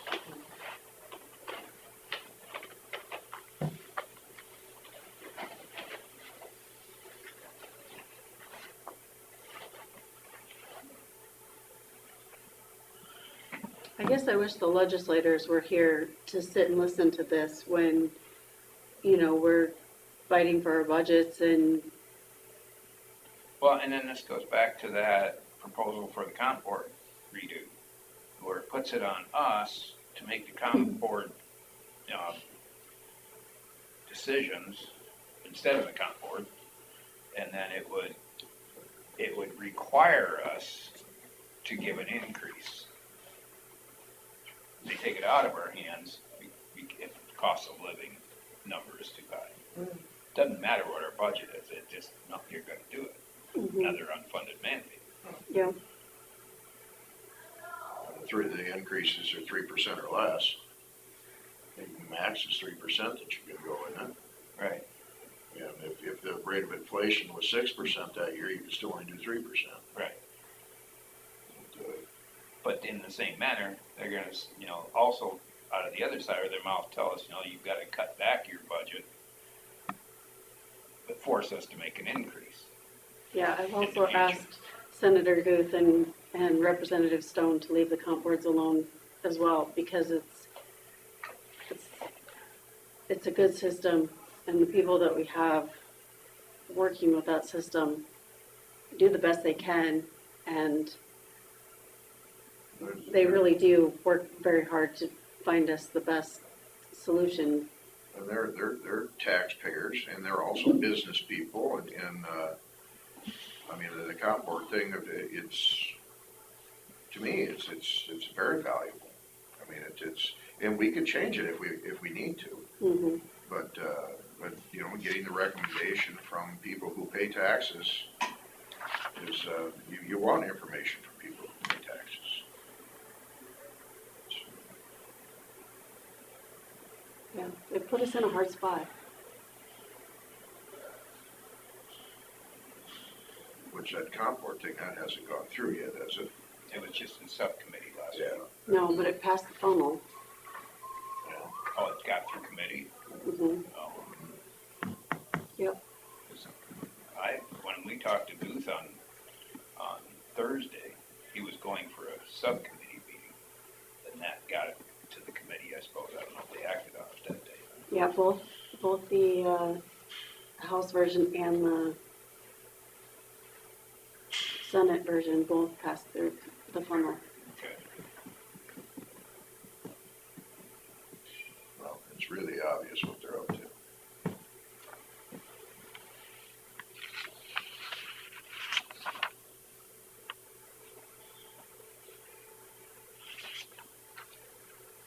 And when you were explaining the whole thing at the legislative forum, they pretended like they didn't know that was gonna happen. So they've either been deceived by whoever wrote the legislation, or they don't know what they're writing down. Well, I sent Henry an email explaining what the consequences of House File 718 are. Pretty good detail, I think, and hopefully he reads that and takes it into consideration. He'll have to take it to his caucus and consider it there. It's, on its own, he can't do it. The caucus has to do it.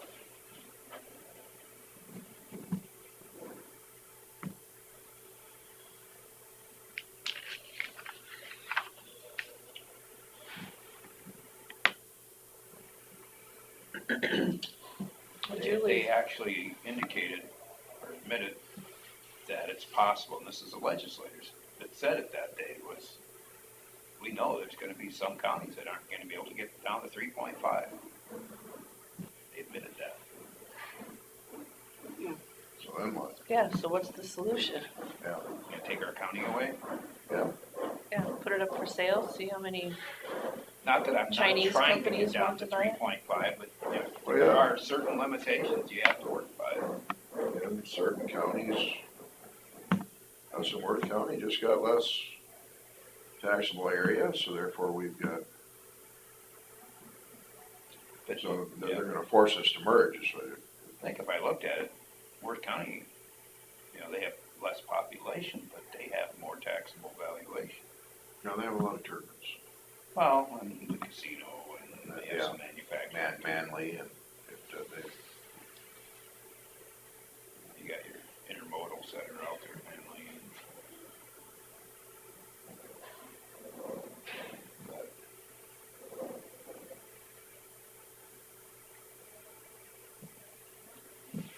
so Julie's in here, let's ask her where she'd be able to find a 5% if we were gonna reduce budgets across ask each department to reduce their Well- expenses. You guys saw my budget that I submitted, and it wasn't overboard at all.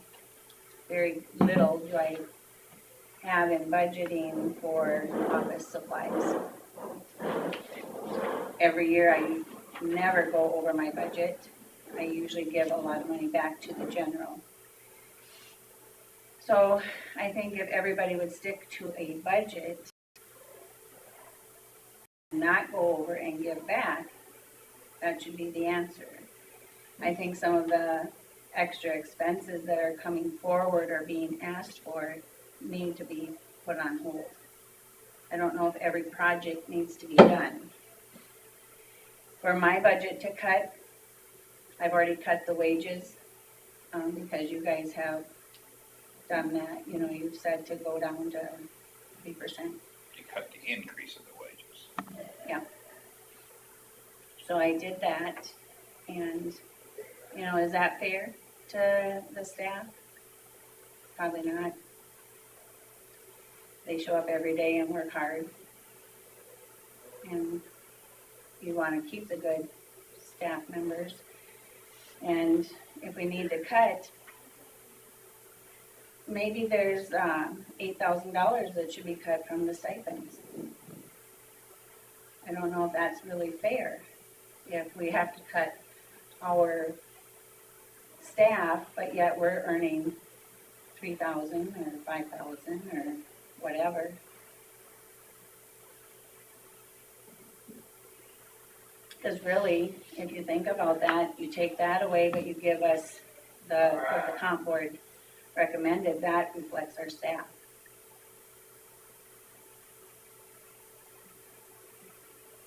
And I don't want to talk out of turn, but these are just things that I've heard as well. And, All we did was cut the increase and the stipends have remained the same from last year. So there yeah, was but no should increase they? there. Should they? I mean, To me, that's different than salary because it's still a cost coming out of the budget. it's a cost coming out of the budget, but it's also rewarding people for extra duties. What about my staff? You want to give your stipend to your staff? Well, to be fair, they're doing the work just as much as I am. And But now you they have the took, responsibility. I do, and so do they. But I'm looking at the budget overall, there's $8,000 right there that could be eliminated from being paid out throughout the 25 budget year.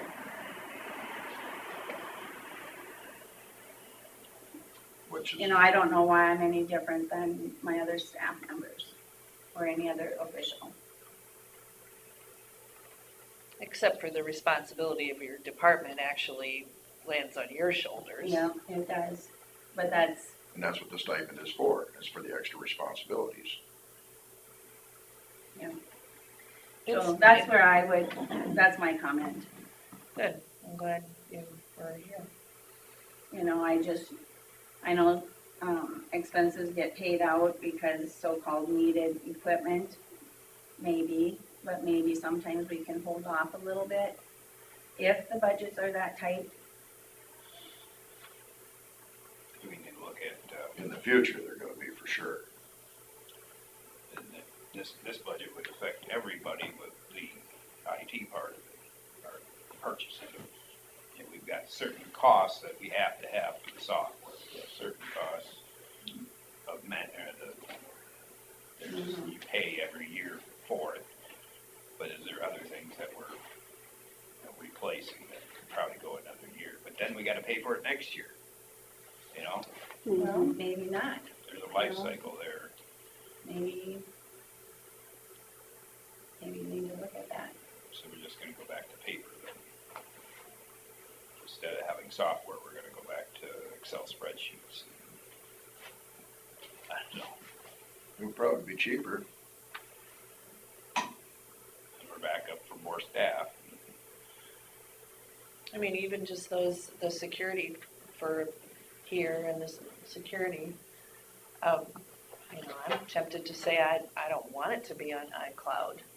You know, I'd rather keep it, I don't know how you do it, keep it in. And what we told them was it was gonna be the other words internal. Right. That I prefer it that way, actually. We don't have the monthly charge. Mhm. But then you have someone come in needing a stop sign, Which is important. I which is believe. important, Mhm. you know. But We did one one kid to expense get killed versus or 1,000. somebody to run through that stop sign and hit a car full of kids going to the pool. Yep. Where do you Well, Where do you stop and there's start your this? talking point with Mr. Stone. Exactly, I know, but Well, it's hard to there- make those decisions when you're talking about people's welfare. And I believe the stop sign, that's something that needs to be done, that's law enforcement. But some other things could maybe wait. Yeah, it's always good to look at those, your own departments, just see what's really necessary and what's not. And I think for the most part, we don't have a lot of unnecessary stuff going on that I've seen. I would hope that every department would, at the end of the year, would look at how can we not spend this, you know, why do we have to spend our whole budget? Can we roll it over? Yeah. Make emphasis on that maybe toward them as a directive and help our balance for next year. And at a certain point, you have to trust people's expertise in their areas, what they need, you know, and the comp board, you know, I mean, these people were chosen to help us make good decisions. You know, we were talking earlier, you know, another meeting about the public health, and how we used to just have money there, like 250,000 or whatever it was, just in case they needed to, get by for now and then the money would come in. Well, now it's an every year expense because reimbursements being a lot less and they're gonna get worse. Insurance, That's where the legislature can probably help too. when insurance doesn't pay what they We should have to be cover paying. it. Yeah, it's not gonna get better with our insurance costs and all those expenses. What did the insurance, come in at, but you still don't know, We Carla? haven't heard the, Not till, they said April. April? After the budget's done. But we know our property insurance is going up 41%. Some of that was because, there's different things there. No, we've increased our insurable value by 3 million, was it? With the addition and nature center. nature center? Well, just values of And things. just the value, I mean, with all the work we did on this place, increases the value of this place too. It's just resale value too. You know? Well, and things aren't being devalued, right? No. I mean, as quickly as they used to be. Well, and when you look at it,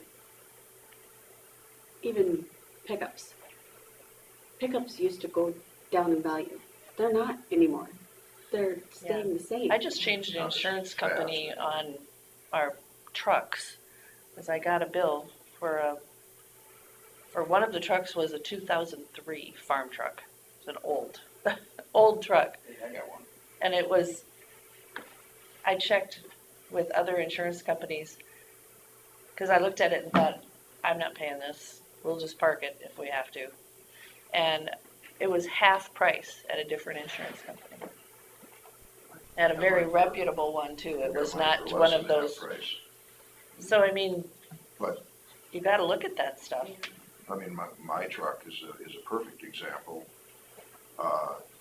Back in the late 2000s, the most they'd give me to trade it in was 15,000. So I had it insured for 15,000 for years. The value of my old truck has tripled. I mean, so I've got it insured for 45,000 now. So I tripled my amount of insurance and cut my amount that I was paying in less than half by changing to a different company.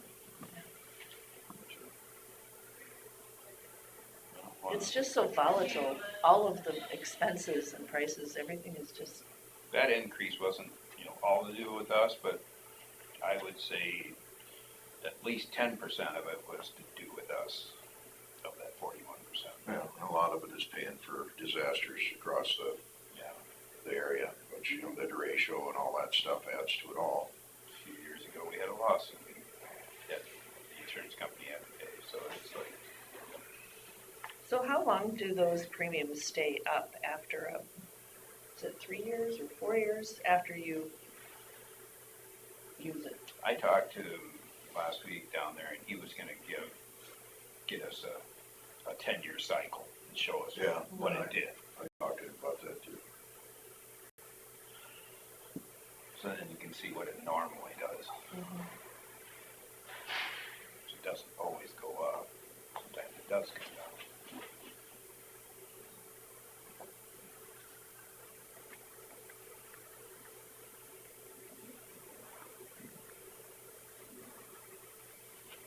So how are we sitting with what you guys have been looking at the budget? Well, after the decreases in the salaries, we gotta look at it again, see how they fit in there, and,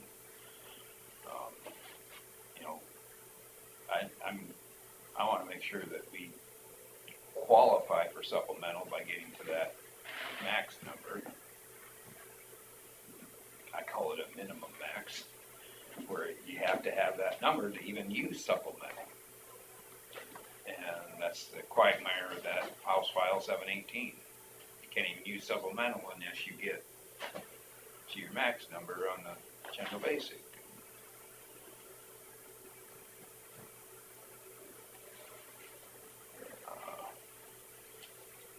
I guess I'd like to see what it's gonna look like before we make any more decisions. I'm working on it. I just But haven't, at least we've seen numbers. yeah. There's another county next to us that hasn't seen any numbers yet. They're really frustrated. Yeah, I've had the budget done once. Yeah, I appreciate that. Some supervisors over there. We got an earful on that. I don't blame them for being upset. Just, I'm working on it the second time. It takes a while. It's a process. My thought process behind the cuts on the increase was, we've done a really good job of increasing the last many years above the rate of inflation. And it's just maybe time to, we almost kept up with the rate of inflation, we're only 0.2% off. But, in the future, if things look better, we may be to do more, but what's coming down the pike, the way it looks, I mean, we'll end up having to cut employees.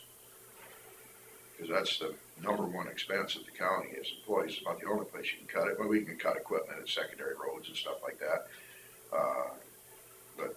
And it will be to that point. I mean, in 4 years, we may have to, be no new equipment. And we may have to get rid of employees out of every office. I mean, so it's kind of like, to me, it's just kind of taking a low here right now and not go with such a big increase that we've had in the past. And to kind of see what's coming yet, because we're not even sure what's coming yet. I mean, there's so many things that are up in the air with it all. But, it's very frustrating. And it's so hard to even talk about cutting employees when everybody is just kind of finally, in all their departments, manned the way they want it to be staffed.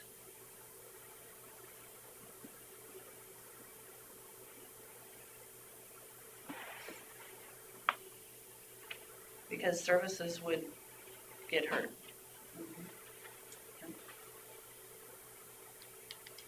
And then we'd have phone calls. In the next year or so, I kind of feel like the party in control down there is going to be showing their cards pretty soon, what they're up to. Well, after listening to Director Garcia, I can tell you what they're up to.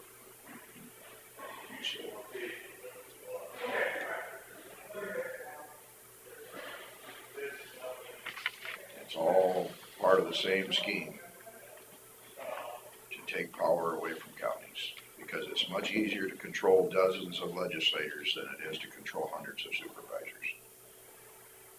And they're taking authority away from us and putting us in advisory boards at every level. Whether it's judicial districts or mental health, but it's just, when they switched it over to the off of the property tax, which I agreed with, which I never thought of, is that then you lose control because all sales tax goes through the state. And when they did that, they promised that they would not take any local control away. And then the next thing you know, we're 49% of the voting was the elected officials, the supervisors. They just did that here a year ago. And now we're going to have 0% control. The supervisors will be on, a few of us will be on an advisory board. And we can yell all we want and they can ignore us. So there won't even be any discussions at this level on how to, we'll have complaints at this level, but there won't be any productive, direct discussions. Whether she intended for it but what she said was that it's gonna make it easier for her to spend the money. Just like when I sat in a room with Governor Branstad, and he promised when he took the commercial tax down to 90%, the rollback down to 90%, that he promised that they would 100% backfill that, as long as it was like that. Well, now, It'll increase the revenues at the state level. yep, and now we're down to the first 150s at residential level, and then it's at 90%. Well, that's, the city of Thompson called me the other day, and their values have gone up $1 million, but their taxable values have gone down $1 million because of what they've done with the commercial taxes. Are you kidding me? No. Because I kept telling her, your values have gone up $1 million. And she kept saying, no, they've gone down $1 million. And finally, I looked at the whole works and I'm like, oh, we're both right. I said, your assessed values have gone up $1 million. But because of what the legislature has done You to can't the get it. rollbacks, your taxable values have gone down $1 million. I wonder if their intent was to keep it about the same, where the value would go up, say 9%, but they wanted it back to even, where they make them do with what they had, Yes, but they went too far with it. but these little towns and these little counties with no growth, it And it handicaps us Well, because I we suppose just don't have the growth The of those little big. towns, the 150 number is probably covering everybody in the town just about, you know? They're not getting any value that goes past the 150. Right, we're not getting the growth. So that 150, that tier 1 number, How many times are we gonna listen to them people tell us they're gonna respect us in the morning and then they don't? yeah, I mean, they're gonna bankrupt us. they, They're gonna bankrupt towns like Thompson. They're gonna bankrupt towns like Rake. well, they're gonna bankrupt counties like Winnebago. In the end. Yep. And then we'll become satellite counties of Cerro Gordo, which I think is someone's plan. Well, I think what's gonna happen is we're gonna have 6 districts. We're not gonna have 99 counties, we're gonna have 6 districts. And we're gonna end up, Will be the second district and what Yep. they are with everything else. yep, Each county will get a supervisor, there'll be less supervisors, therefore they'll be easier to control. yep. That's their plan.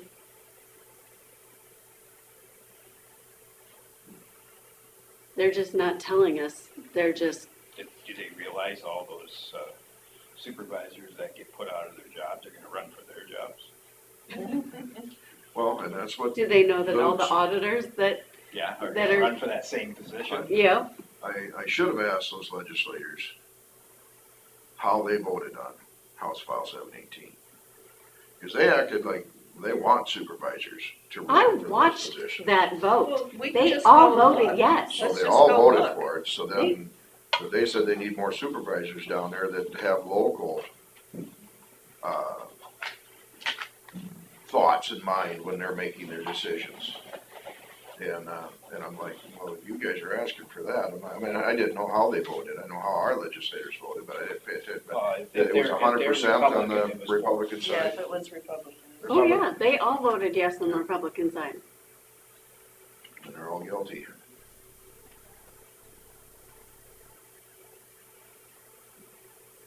It's like I told,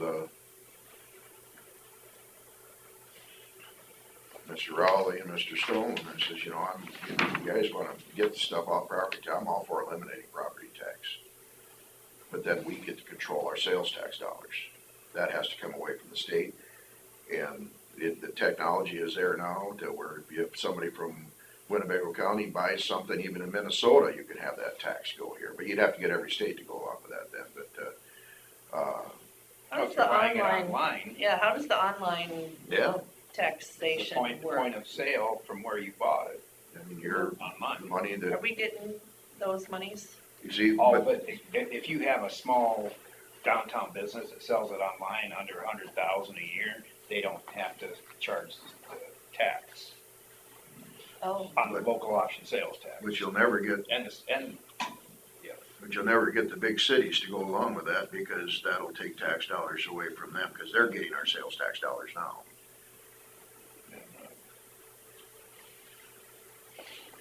but all the Amazons and all the big companies, all the big distributors, they're all having to charge the sales tax. The problem is that everybody wants someone else's money to take care of their problems.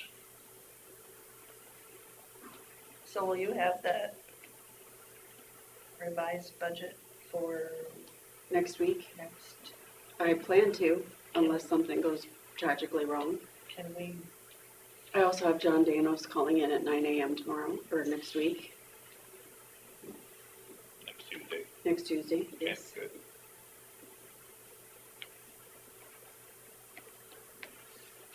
So have any questions ready for him?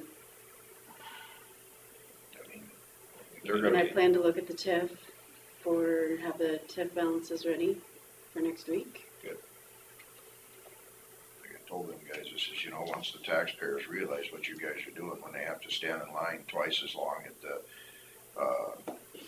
at the offices here at the county, and they gotta wait twice as long to get their snow removed off of their road and all that Well, when you stuff. gotta call Cerro Gordo for a load of gravel, Yeah, you just wait. it'll spill all the way from there to here Yeah, and be empty when it gets here. Be careful what you wish for. Yeah, but all the complaints will come right to this building. Will this building be here? no, this will be a Well, this museum. will, you'll have to give this to the Historical Society, because there ain't gonna be anybody working here. Or there'll be minimal offices that Cerro Gordo's gonna have to rent from here, just a portion of it or something.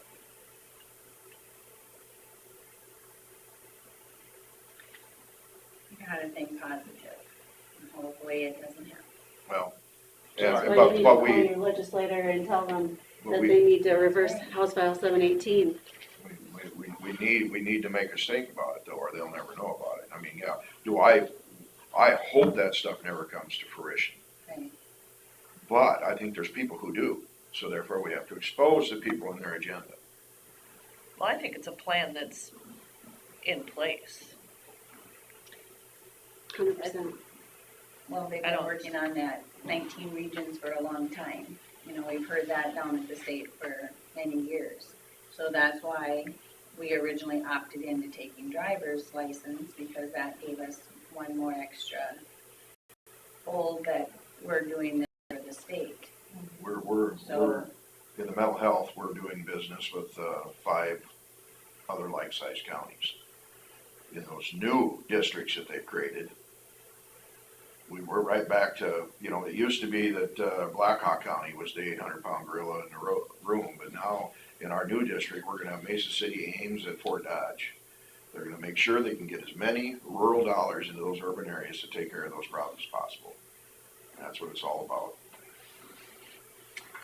But it's all in the state system, so it's going to Polk too.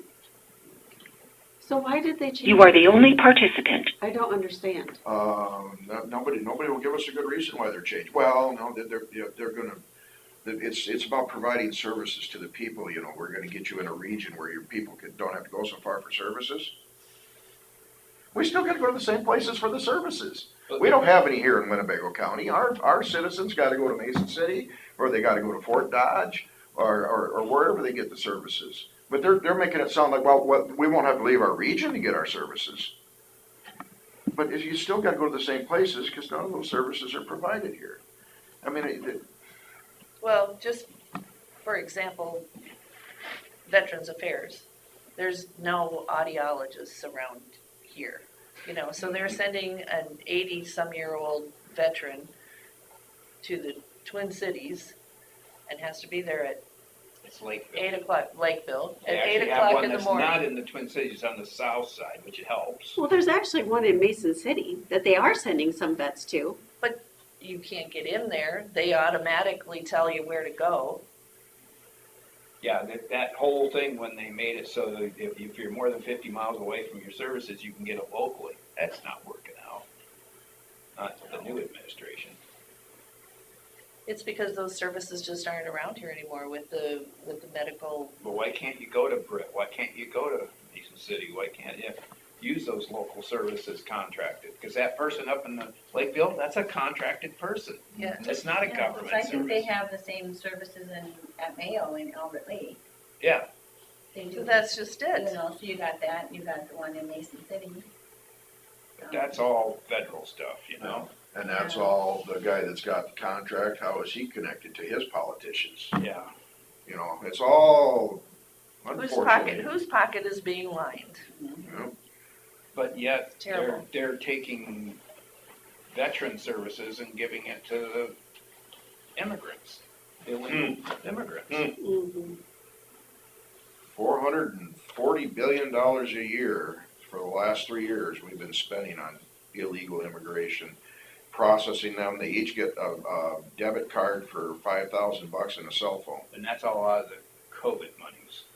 Is that where they're taking it out of? That's what I was heard. But, you know